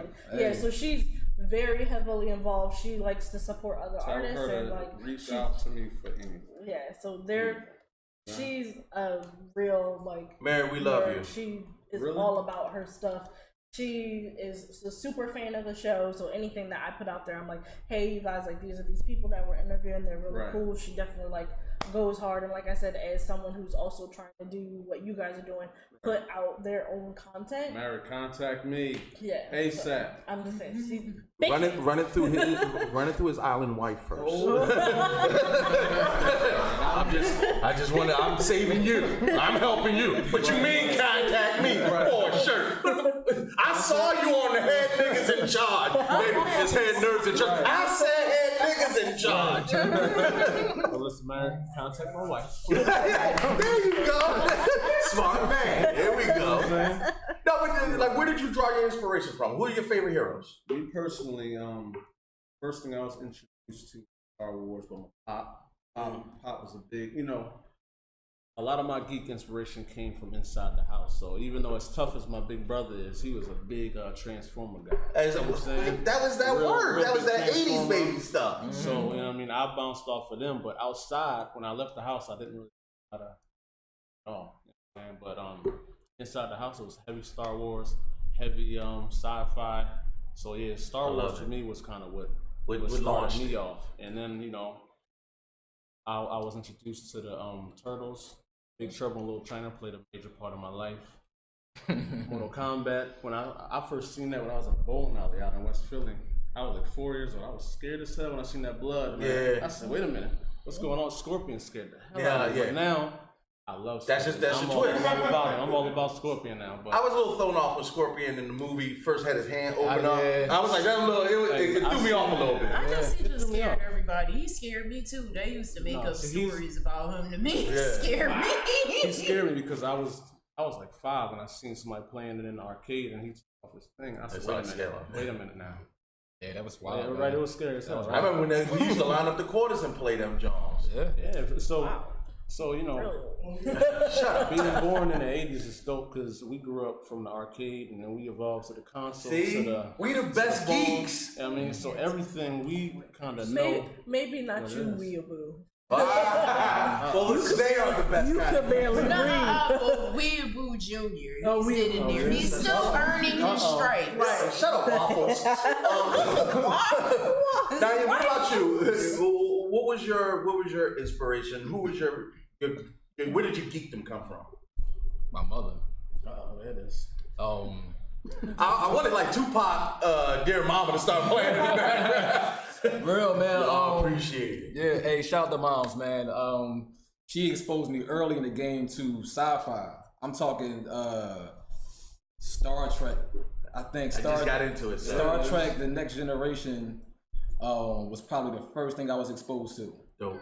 Didn't know much what was going on because I was just a little kid, but I was fascinated by Starship Enterprise. Yeah. You know what I'm saying, and how fast it could travel, and the aliens they would encounter and stuff like that. Right. Once I got past that, or I got used to that. I think the next thing was the comic books itself. It was my mom exposed me to Superman and Spider-Man and the Hulk early. When you were a small That's kid, a great lineup. Yeah, That's a great lineup. Those are heroes that most kids recognize early in life. You know the Hulk when you see him. Superman when you see him, Spider-Man like that. Yeah. But I think once I got old enough to actually read and comprehend what I was reading, it was the X-Men. It was the X-Men. Because they was black people. It was the X-Men and Marvel's Secret Wars. And that's we about to have a moment here. And I don't like interrupting when somebody going. But why did you say that to me? Right.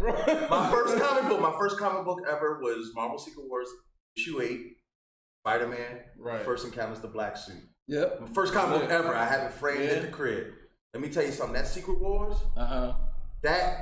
that changed the game for us in the 80s because that was like the huge arcing event. Right. Like we ain't seen it done. I mean, they had other events, but not like that. Right. Yeah, but that's dope that you mentioned. It was correct because that left a print on me. You know what I'm saying? Me too. So like looking at all the characters and coming from different different issues, man, coming together. Instant inspiration that I didn't know then that would later on translate to what we're doing now. Just straight crept up in the real life. So yeah, it's funny how the things that you're exposed to as a child can carry over to adulthood and still inspire you to create, or be a part of something that you never even thought of. Because I never thought at age 11, 10 years old that I'd be doing what I'm doing now. I thought it was something that we couldn't do. You know what I'm saying? So I thought it was always meant for Marvel and DC, the big boys, and you know what I'm saying, the white guys who got the money and the power. Right. We got power too. And it community, because if you put your bread together, you can support. Please support black content creators. Shout out to our supporters, man. Like real. Support your friends. Support your friends. Just even the ball. Even if you that's selling his CD and he may not be on SoundCloud. Exactly. He's doing the best he can. But what if it's kind of we love you, M. Will. And he ain't got no bars. Because I don't know about that. Well, I would support his dreams if he ain't got no bars. I'm just helping him fail. Well, you support you buy his trash album and then you be like, you know what? Let me give you some constructive criticism. You said let me give you some constructive. I'm just saying. But let me tell you something. What they got, their content is far from trash. As a matter of fact, the video's ready. We want to show you exactly what Concrete Comics is, what they have in store, a few of their heroes, and we can't introduce them as well as they can, so they brought a video through. Don, can you play it for them now? Yeah. My man.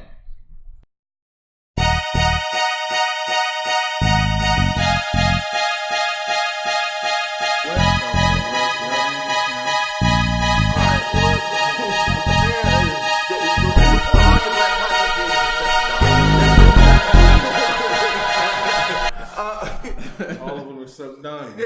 All except me. Donnie Rascal. But Don, if anything, do we have some of the photos? Oh yeah, absolutely, yes. All right, beautiful. Because I think is your flagship hero Acolyte? We got 4 flagship heroes. All right. It's 4 different. We're all different creators. Each character kind of has their own universe, but we all share one big universe. So, Acolyte, you may meet like 5 or 6 characters that kind of come out had their own line. Through Absolver, the same thing. Through Justice, through Odina, they all got their own, universe that they're bringing. When we're all said and done, it could marvel and these at the numbers we're trying to build it out as. So it's me and him could have done a lot, but it's me, him, 3 other guys, and see more of that haven't even came with their characters yet. So, you know, it's y'all got a whole world, growing, a whole world, man. You know. So you established Concrete Comics, and obviously now with the Kickstarter you have some capital to be able to build it. What's the future? What's the end goal? Well, right. I don't think there's an end goal. I think it's just This is just the beginning for you guys. So Right. why are we thinking about the end anyway? No, I mean, what's the end goal, not the end of it? I mean, let me clarify. What is the goal that you set that you can say, okay, boom, we've made it here. Now let's set new goals. As far as with the comics, I would, most of us in the team got planned 20 arcs, so we don't see us stopping that. We see expanding to. There you go. Yeah, that's okay. So you want to expand it into because we're cinema world. We're blending our music production into our comics and to the film, and trying to just do. You want to get an anime. That's one of the individual major goals is to have our comics animated. I got a little in the anime style. Oh, I love a little something to show. A little snippet. You got a snippet? A little sneak. Wait, is it exclusive though? Oh, it's real exclusive. See, because only on the Head Nerds and Chart, we like exclusive stuff. The world has. Ain't nobody see it yet. Ain't nobody see it yet? Oh, I get to lay eyes on it. Listen, look, you got to lay a little pupils on it. Oh, see, I like exclusivity. But that like, okay, so I know it's a comic book company owned and operated by people of color. Right. Your comic books, how does it translate to everyone else who may not be POC? Well, we focus on story. We're not promoting color. They're black. When you look at them, you're gonna know that. But we want you to read the story and be like, "Yo, this is a story." Like if you read Blade, nobody really looks at it. Right. I like what he does. Right. So that's what we want to do. We want to make characters first that represents what we know of, but also tell you awesome stories. You know what I mean? Because we had, like how we had the conversation before we were in the green room. We were just talking about how not knocking certain black content creators, but every black superhero doesn't have to come from the hood and in the ghetto. But tell us about that, because why is it important to get away from that narrative? Oh, for one, independent films, sometimes a lot of they always focus on the drug game. Now, I never understood why they don't just try to do something more adventurous, like a spy thing in Philly. Do something that's not about you having nothing, getting a little something. Now you taking over the block, then your man scams you, and then I did a video. I did a video of this on my YouTube channel where I was like, "Can we get better black villains? Like, why are our black villains trying to take over a city, like selling guns and drugs? Why don't we have black Lex Luthors? Why don't we have that's why you gotta come to concrete? Right. You know what I'm saying? I was like, we should have ambitions way bigger than a 10 square miles. Exactly. Like we're so much bigger as people. We're so much better like as creatives than that. Like I get it that maybe those are the kinds of stories that sell, but I feel like we as consumers and as creatives need to push forward with these bigger and better ideals. Like I've been writing stories and poetry and stuff like that since I was like 12 years old. I was like, none of my stories have ever included any of that, and they're just as good and just as valid. The characters are just as complex. Like you don't need that to sell. No, you don't. Not today. And guess what? The chat is feeling everything that you guys are saying. Mary said that she would read that forever. Elise Watton, she said, "Concrete, thank you. All about the plot." All about the plot, man. Ain't about the race, man. Right. So once you see us, you know we black. Well, now, because I don't pull no punches. Because if we gonna do it, if we recommending you to our people, I want to make sure your writing chops. Where do you draw your inspiration from there? Because I know you creatively, the visual. Let me tell you something. I got to see some of the artwork, and I mean, if you want to, you can check out one of the videos on our fan page after the show. Right. The visual is beyond exceptional. As a matter of fact, it's one of the reasons that I gravitated towards you in the first place. Right. But now, when you start talking about plot, what time, what energy have you invested in the plot? Because to tell me it's good, okay, cool. What did you do? Well, kind of like Naeem was saying, the idea had been 2 years in the making. Gotcha. And we rated, looked for the right artists, really were patient with work with. That's why vision, because we didn't just jump on an artist here and say, hey, I got a story, draw it. Gotcha. We really took our time to study who we wanted to work with and how we wanted to do it, how we wanted to put it out, how the stories are going to progress, how we're going to tie characters into each other. All of that's been way before we even started on ours. Everything you're seeing now, you're already 10 steps ahead of that. And a lot of people don't see that. Everybody, it's kind of like that tip of the iceberg thing. All you see is what's above the surface, but they don't see all the hard work it took to get there. Like, they don't see. Yeah, it's like there's no such thing as an overnight success. Like lots of times there are years of hard work that builds up to it. It may appear to be overnight when you first hear about or see someone, and then the next thing you know, they are big time or they gain a lot of success really fast. But a lot of groundwork. Fans will never know about the conversations we had back in 2017. Right. Just started and just we spent many nights on the phone because he live in Jersey now and I live in Delaware. Yeah, so we both left the city. Yeah, we both left Philly and comics. So, but over the phone, we constantly revising. Just when we think the story can't get no better, yo, bro, I got something. We might have to change this because I'm bringing in this character, and this character got to talk to this character, and then we're gonna introduce that like that, and we always play and talk about how we writing the greatest story ever told, right? I love it. We always talk about, yes, the greatest story ever told. Right. Just wait till they see how it's gonna ramp up all at the end. So that's what I say. I look now. See, y'all brothers after my own heart. That's what I like to hear. Right. It's not a work in progress where you're writing the story as you go. Oh, no. We're going to complete an entire arc, and then we're going to then we'll chop it up. Exactly. Oh, and then inside the arc, there's many stories. Like something that may have happened in a city that you don't see in arc. You know what I mean? Or it's so many. Like just planning a villain is fun because we kind of had to brainstorm how do we beat the villain. You know what I'm saying? So really thinking about how do we stop the guy with the powers that Acolyte got. Right. So we had to really think about mechanics, how does it work? Balance with That's the dope thing. Like when you see like X-Men and whatnot, how they break down Magneto's powers. Yeah. But, I mean, it's easy for us to do because they've got like decades. But when you're starting off, it's okay. Let me get to these science books and figure out how does this energy works. Yep. And see, it's dope because as younger, I was big on astrology. I had telescopes and studying the stars. Yeah. I wasn't even going correct. I was about to be like, oh, so you're a Capricorn. No. Right. No. But yeah. So that kind of led into the character I created because he deals with the stars and space and we had those talks too because we wanted to make sure that whatever we were explaining and writing, it had to make scientific sense. It had to make sense. I'm sold. Where the comic book at? No, listen. That is always. I don't like unexplainable. I don't.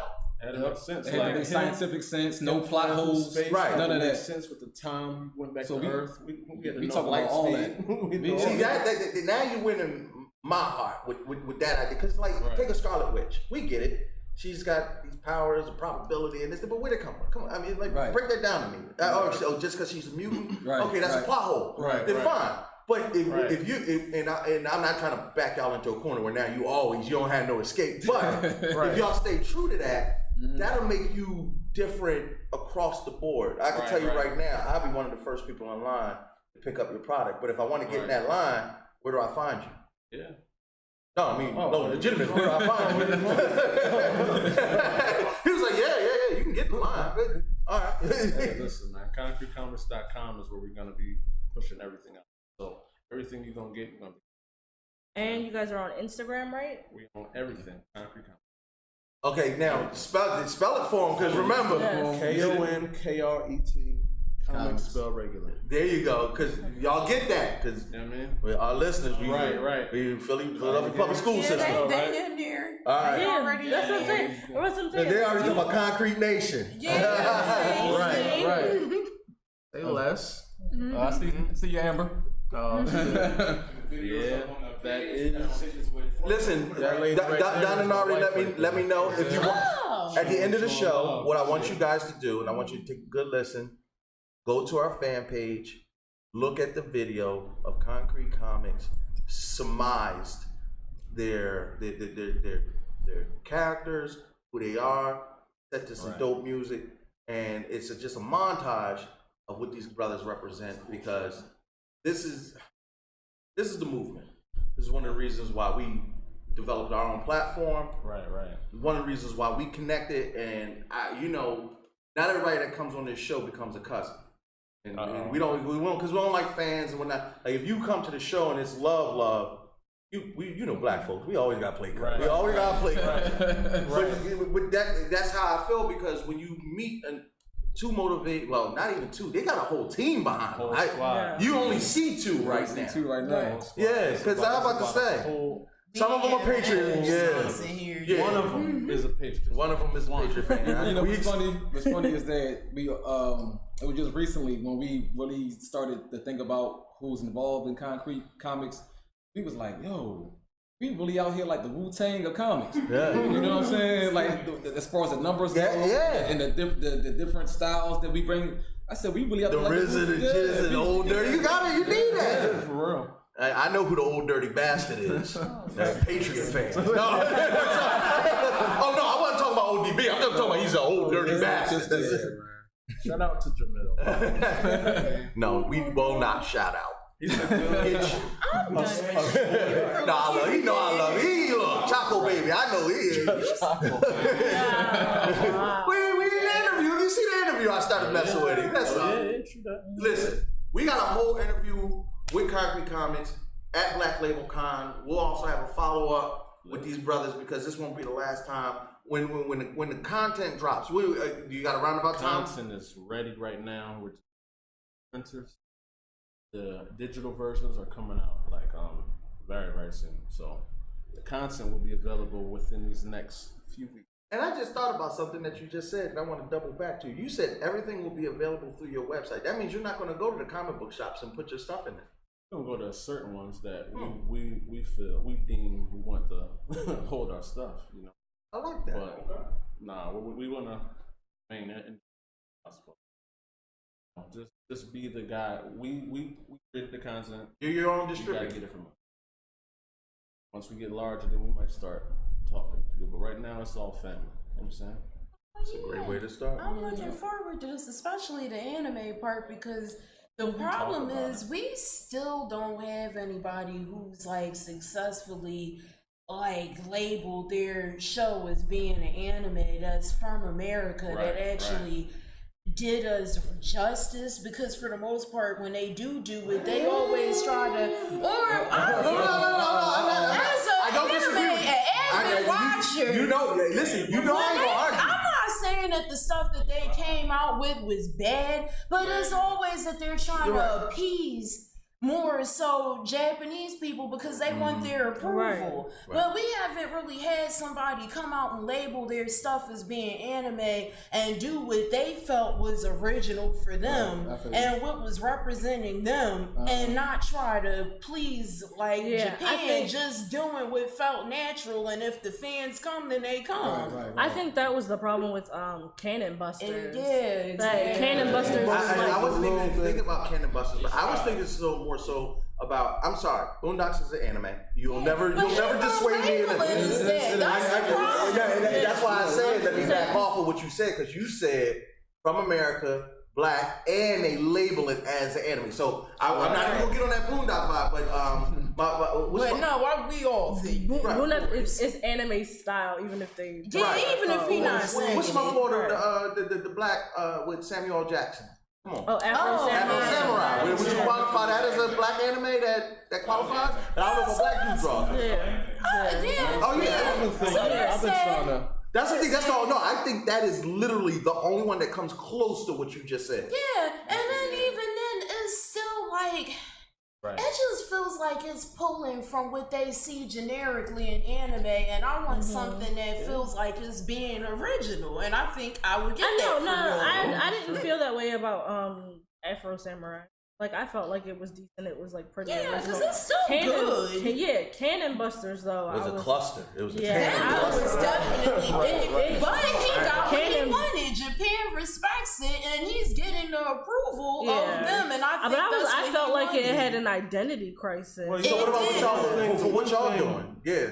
The one thing that I've been studying with it, that I don't want to do anime. I want to create a black version of it, but it's not anime. It's like something from us. You know what I'm saying? Like something like I don't know how to explain it, but like something like I hate to say it. Jay just made a really good point in the chat, and I didn't even think of it like this, but the brother just blew my mind. I might forgive him for being a Patriots fan for this one. He said we just need our own and not even categorize it as anime. Which is what the guy from the Boondocks did. Yeah, that's dope. Yeah. Right. That's basically what I'm trying Black to say. man. I'm not sure.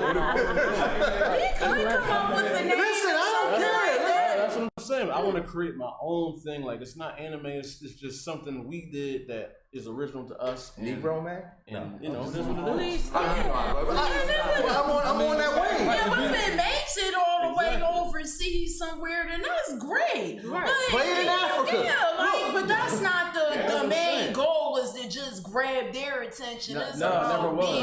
Not when we're just as rabid of a consumer of that content. Like, you don't exactly.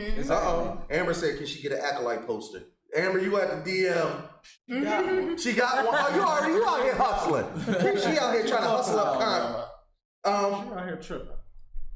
Let me see. What did he say? LCs have been iffy lately. You got to really trust who you're with. Oh, yeah. A lot of comic shops are iffy. I mean, because they don't have the same exposure. To be honest, a goal of ours is to have our own comic book shop as well. So, you know what I'm saying? It's so many goals we got on our list that right now we just focusing on this one. But then this one will lead to the others. So we're putting everything we got into this. I said end goal. Look, we got comic book shops and we got animes, we got movies, we got a whole world that they building And after out. y'all level up and y'all come back, hopefully we'll level up too. So then we have all the space so everybody can come back. Because we got a whole giant round table with cameras zooming in on everybody. No, this is how you interview right here. Yeah, this our is first live interviews right here. Really? First live one, yeah.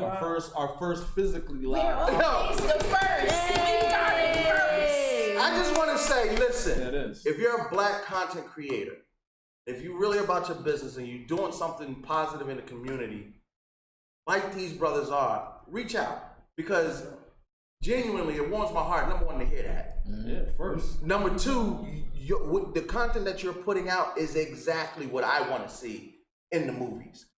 We talked about who is it? What the boy name? Signal. Signal being the new black Batman. Right. I don't want a new black Batman. I want an Acolyte. Right. No, and I'm not just saying that because they're there. I mean, I just said I don't want repurposed characters. I want fresh, new characters that look like me. Mm-hmm.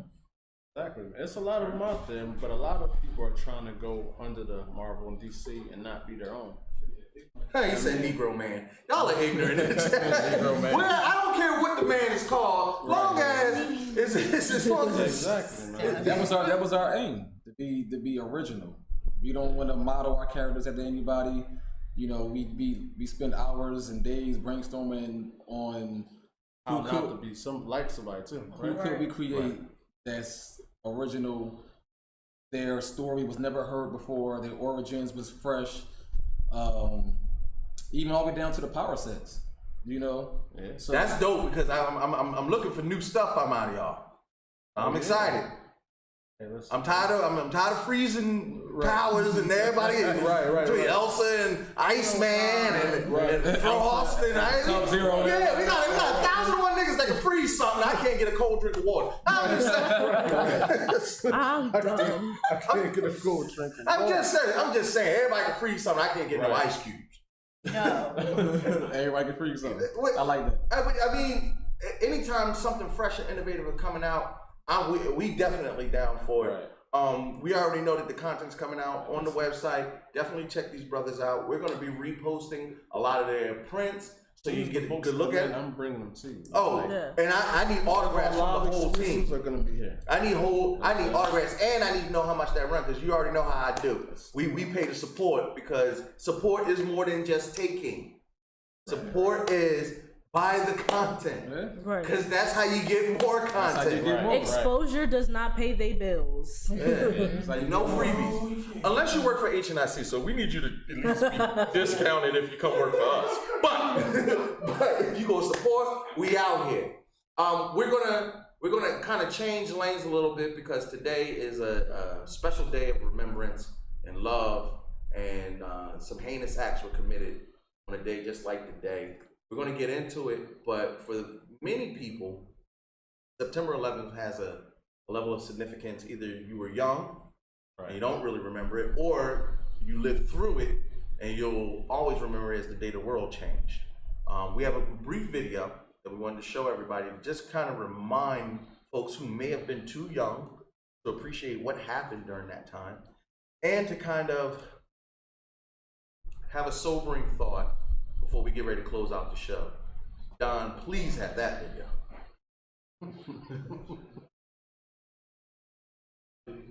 Do I have to keep talking, Don?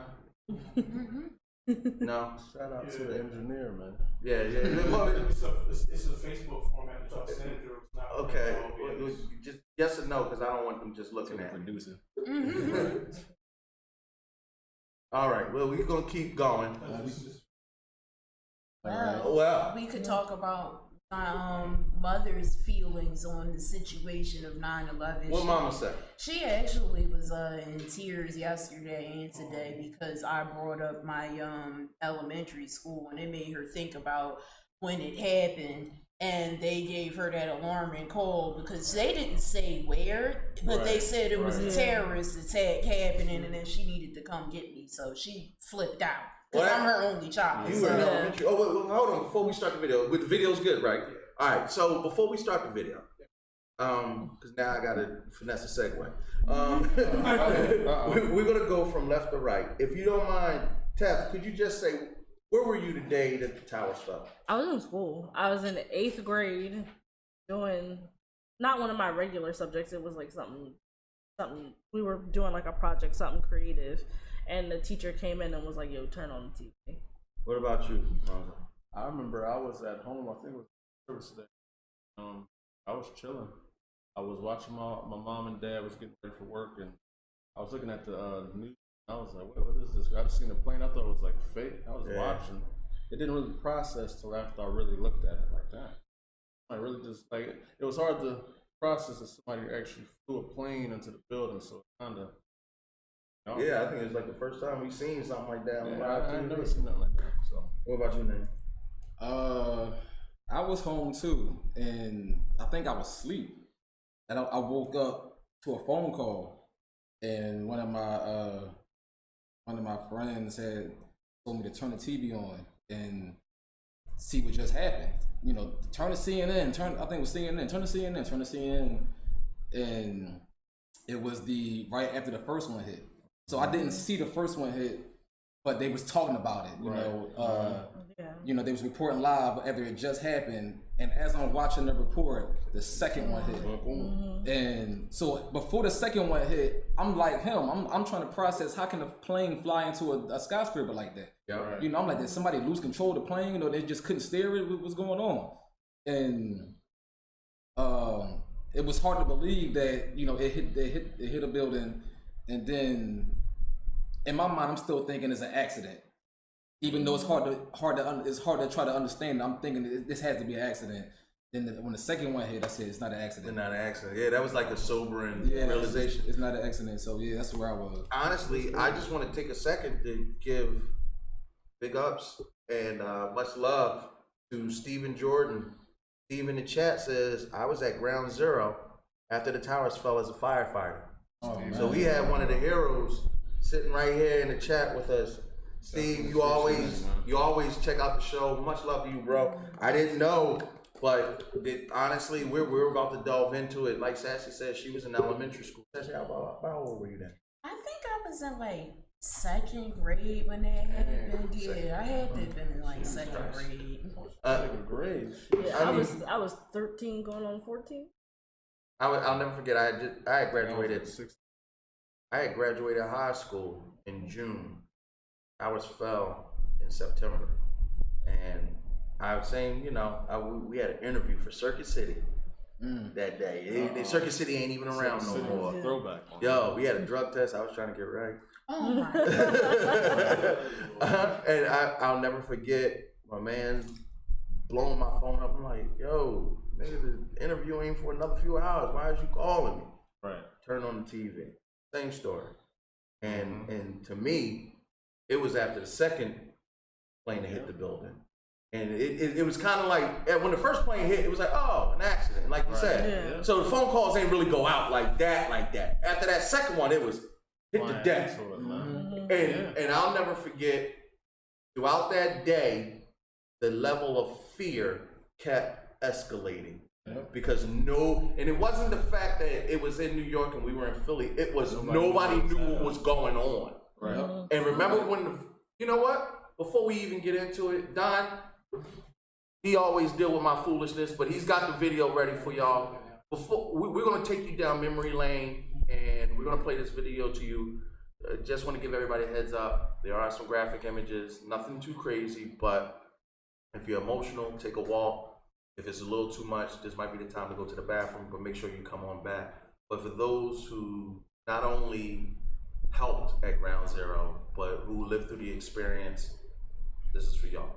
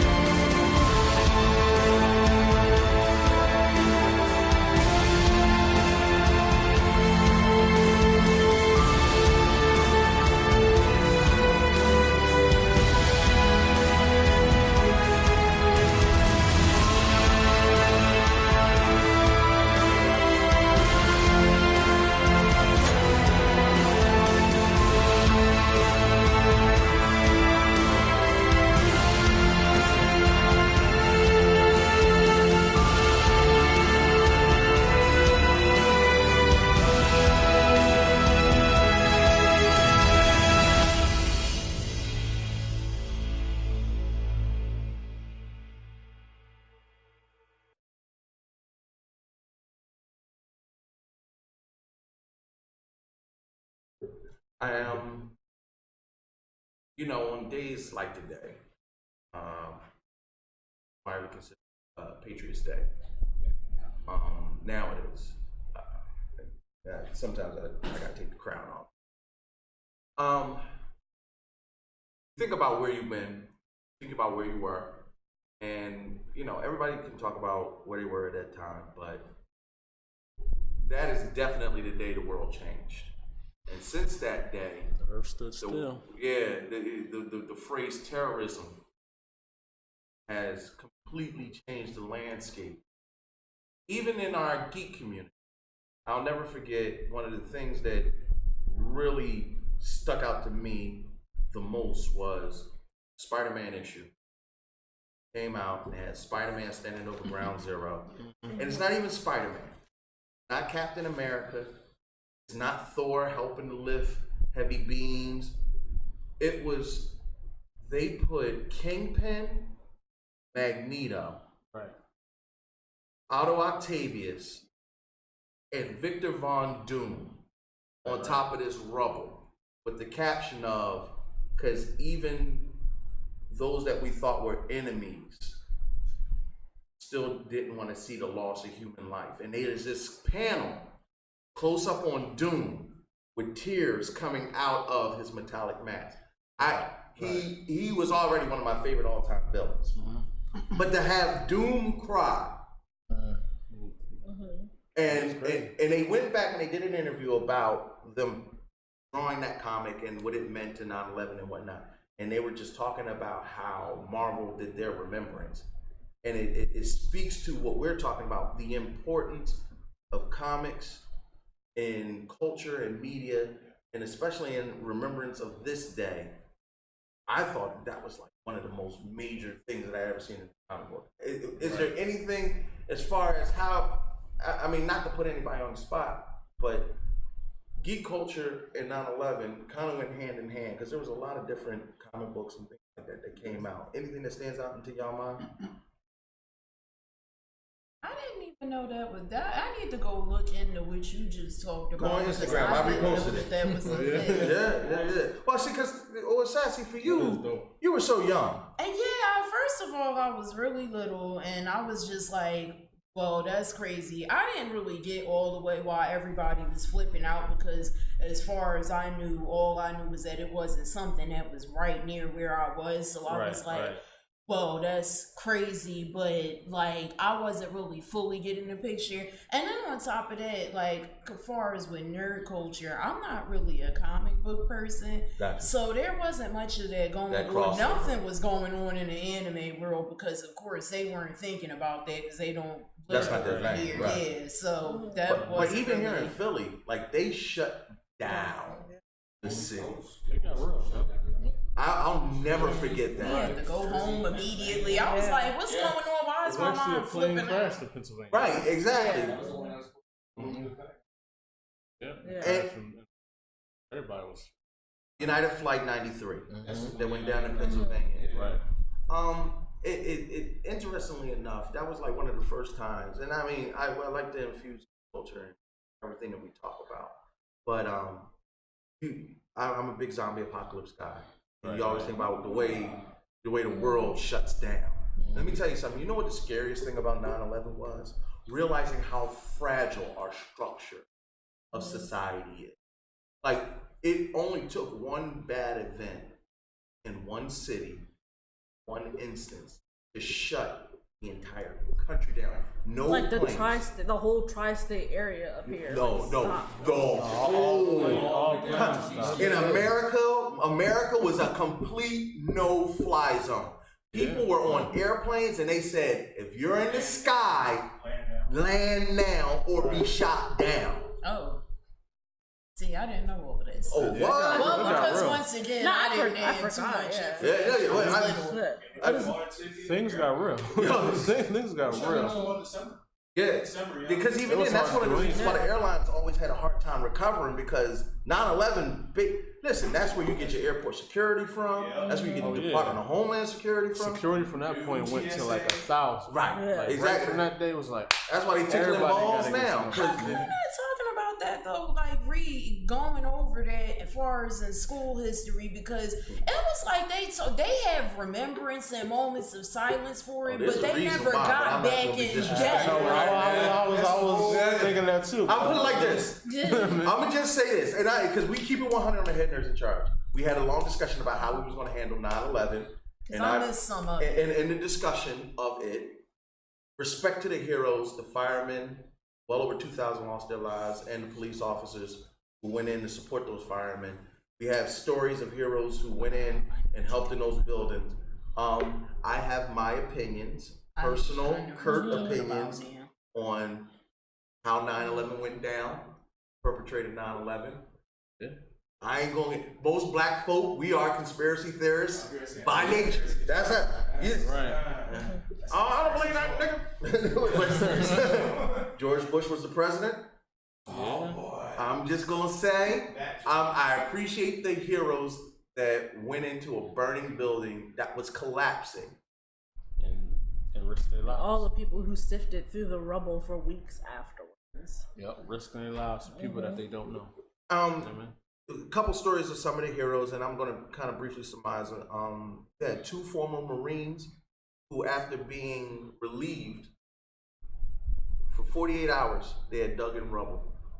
And after being relieved, they started to go back to their barracks, felt guilty for resting, put their uniform back on, and sorted through rubble for another 16 hours and was able to find 2 survivors.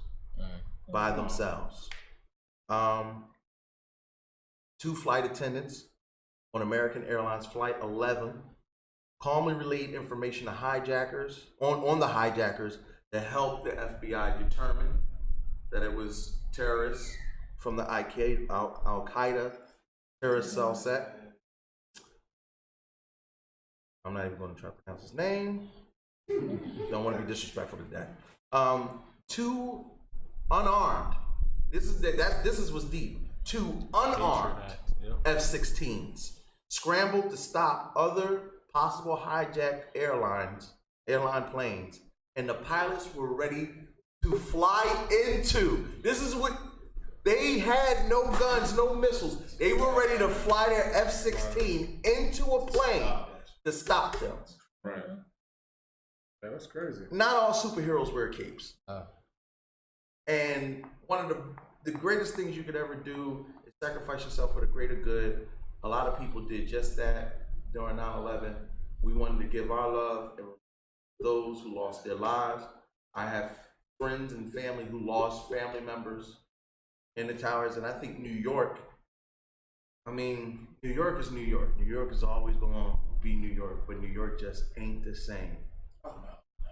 I recently saw Gangs of New York. Remember Gangs of New York with Leonardo DiCaprio and my man Daniel Day-Lewis? Right. And you know the end scene when they pan back and they show New York, and the final scene is with the towers. Right. And I was just like, wow, somebody seeing this movie is going to be like, what are those 2 buildings? Right, yeah. It's like, wait a minute, what is those 2 buildings? Yeah, with Spider-Man, and Spider-Man is like synonymous with New York anyway. Right. Yeah. So kids, when they actually took them away, they got mad. So but. And I think even in the posters, they kind of, and I remember they started photoshopping. Yes. Either photoshopping the towers out or photoshopping the lights into it because they had the eternity lights. You got your mic? New York got heated. They put that in as the lights. So there's a lot that we can get into with 9/11, but not to end this on a somber note. Look, everybody looking real sad. All right, I want to kill a feed. But for everybody that stuck around, just know, much love to y'all. Hug your families, because if 9/11 didn't teach you, and they say never forget, I don't want to say I'm a patriotic person. I'm a person when I hear never forget that you might not come home tomorrow. Never forget that. So whoever is in your household who you love and you consider to be a cherished part of your life, something like a 9/11 can happen tomorrow and you may never see that individual again. So make sure you show love. I'm a hug Sassy. Yes, and also this slogan that my mom always says, that she, like, we can never leave on an angry note. Even if we get into an argument, we do not leave out the door angry, because if I leave out that door and that's the last conversation that I have with you, I don't want my last thoughts to be, we got into this big argument and that was it. So, never leave angry. That's good, especially if you're married, and these two are. So, listen, don't piss your wife off. Don't do that. Don't, especially from Barbados. Don't do that. Don't do that. Okay, give me my hug, goddamn. Before we get out of here, I brought you guys some things. Hey, we got goodies. No, you guys get to do it. You can't lay them down. You guys just see how Concrete Comics come through? They come through with the goodies. So now this has got to become an official part of the studio. These are going to go up on the wall so that they're forever remembered as a part. The son of Supreme. See, I love it. Now, Don, I forgot, man. I forgot about you, bro. I'm sorry, man. Wait a minute. I'm sorry. We have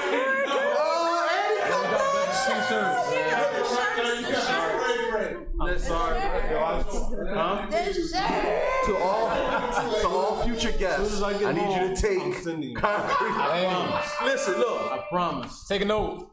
On Instagram, you can see some of these prints and check them out. They on there. Support the content, dog. I don't even know if y'all can see how dope this is. But wait, Don, show it. Bring it up for the people. You can definitely see it on our Instagram page. The legend is in stores. And our Facebook page. But that you get the idea what I mean by the art on it. The art on it is phenomenal. We got wind blowing and everything. And I like the material. Before we get out of here, they're not cheap shirts. Not cheap. Why do you think I ain't had no problem? Good quality. They tried to show love and was like, Kurt, you can just have. I was like, no, I'm gonna pay for it. And then when I put the shirt on, I was like, oh, this is like one of my favorite shirts now, y'all. No, the fact is beautiful. That's what I'm saying. No, because niggas be trying to give you toilet paper as t-shirts. Look, this is good. This is great. No, y'all buy. It's all about quality. Listen, these are like Hanes brand white people type quality shirts. I don't think I had t-shirts that feel like this. Every time you press my nipples, I'm excited. You ain't let it graze your nipples yet. Wait a minute. Raise your nipples. I'm sorry. Tess, when you get you should do a pole dancing routine in that shirt. That's gonna help you. I'm gonna do my Sunday bum day. I'll do a little twerk and listen. All I'm saying is, it feels great against the skin. Good quality shirts, good quality content, good quality brothers. Concrete Comics, concretecomics.com. Yes. ConcreteComics.com. Yep. Listen, it's simple. KONKRET. My friend Mary is like, bitch, get me a shirt. Listen, she sent you guys a message on Instagram. Oh, yeah? MG. I told you to send it to his wife. You hard-headed. All right. Send that message to my wife. She'll relate. Yeah. He's crazy. She sent it from MG Papa or Addict Door. Addict Door Media is their company that produces their content. Well, thank you, brothers, for coming through. We're gonna have you back on real soon. Just leave all Patriots fans at the crib when y'all come. He gonna come in here with a Patriots jersey. I swear. He gonna make it out. You laughing like no, I'm not really. No, he know I love he not gonna make it out of here. That's the kind of laugh you hit. We appreciate y'all coming through. We getting ready to roll up out of here. Don the Magic Wand on the wheels, steals the ones and twos, always keeping us locked. Thank you for all your hard work. Don, man. Yo, big ups to Don, trying to keep us stationed. We know we went over a little overtime, but catch us at J1Con. Yo, we're definitely gonna be at J1Con. We actually, let me just run it down for y'all real quick. We got J1Con November 2nd and 3rd. Right. We have the Davies AZ concert that we're putting on November 9th up in Wilkes-Barre. We have October 12th. We'll be at are we doing the Gamers Heaven, doing live shows, giving away a crap ton of stuff, and we also have a charity event that we'll be hosting that same day in the morning. supporting firefighters and a volunteer fire station. October 26th is gonna be our POC tea party for little black girls, so that they get to see the representation. We got Disney princesses and amazing cosplayers coming out. It's gonna be a fantastic event. We got a lot going on. We're trying to be out in the community and actually make a difference with this stuff, just like these good brothers here. Support, represent, support black content creators. Support. Sassy, last words. I know it's past your bedtime. You're already young. Yeah. I told you that shirt made you feel comfortable. It become blanket. All right, Tap, anything to say before we out of here? Follow us on Instagram and YouTube. Thank you again to our 1,000 followers on Instagram. Yeah, Looking we out forward here. to 1,000 more. Okay. And Tef said if we get to 2,000, she'll start posting more pole dancing videos. If you follow me at Teffy Wonder on Instagram, all of your pole dancing. Get that. # Curtis Brown. This damn time. It's time for me. All right, she gonna take a nap. Concrete comments. Teffy Wonder's trying to be on the pole. Don's handling. We getting ready to get up out of here. King Kurt live. Y'all know on all formats. Head Nurse in Charge. Wednesdays 8 to 10 p.m. See y'all next week. We out. Bye. Okay, bye. Hey, let's go to McDonald's. Come on, man. That nigga goof, McDonald's.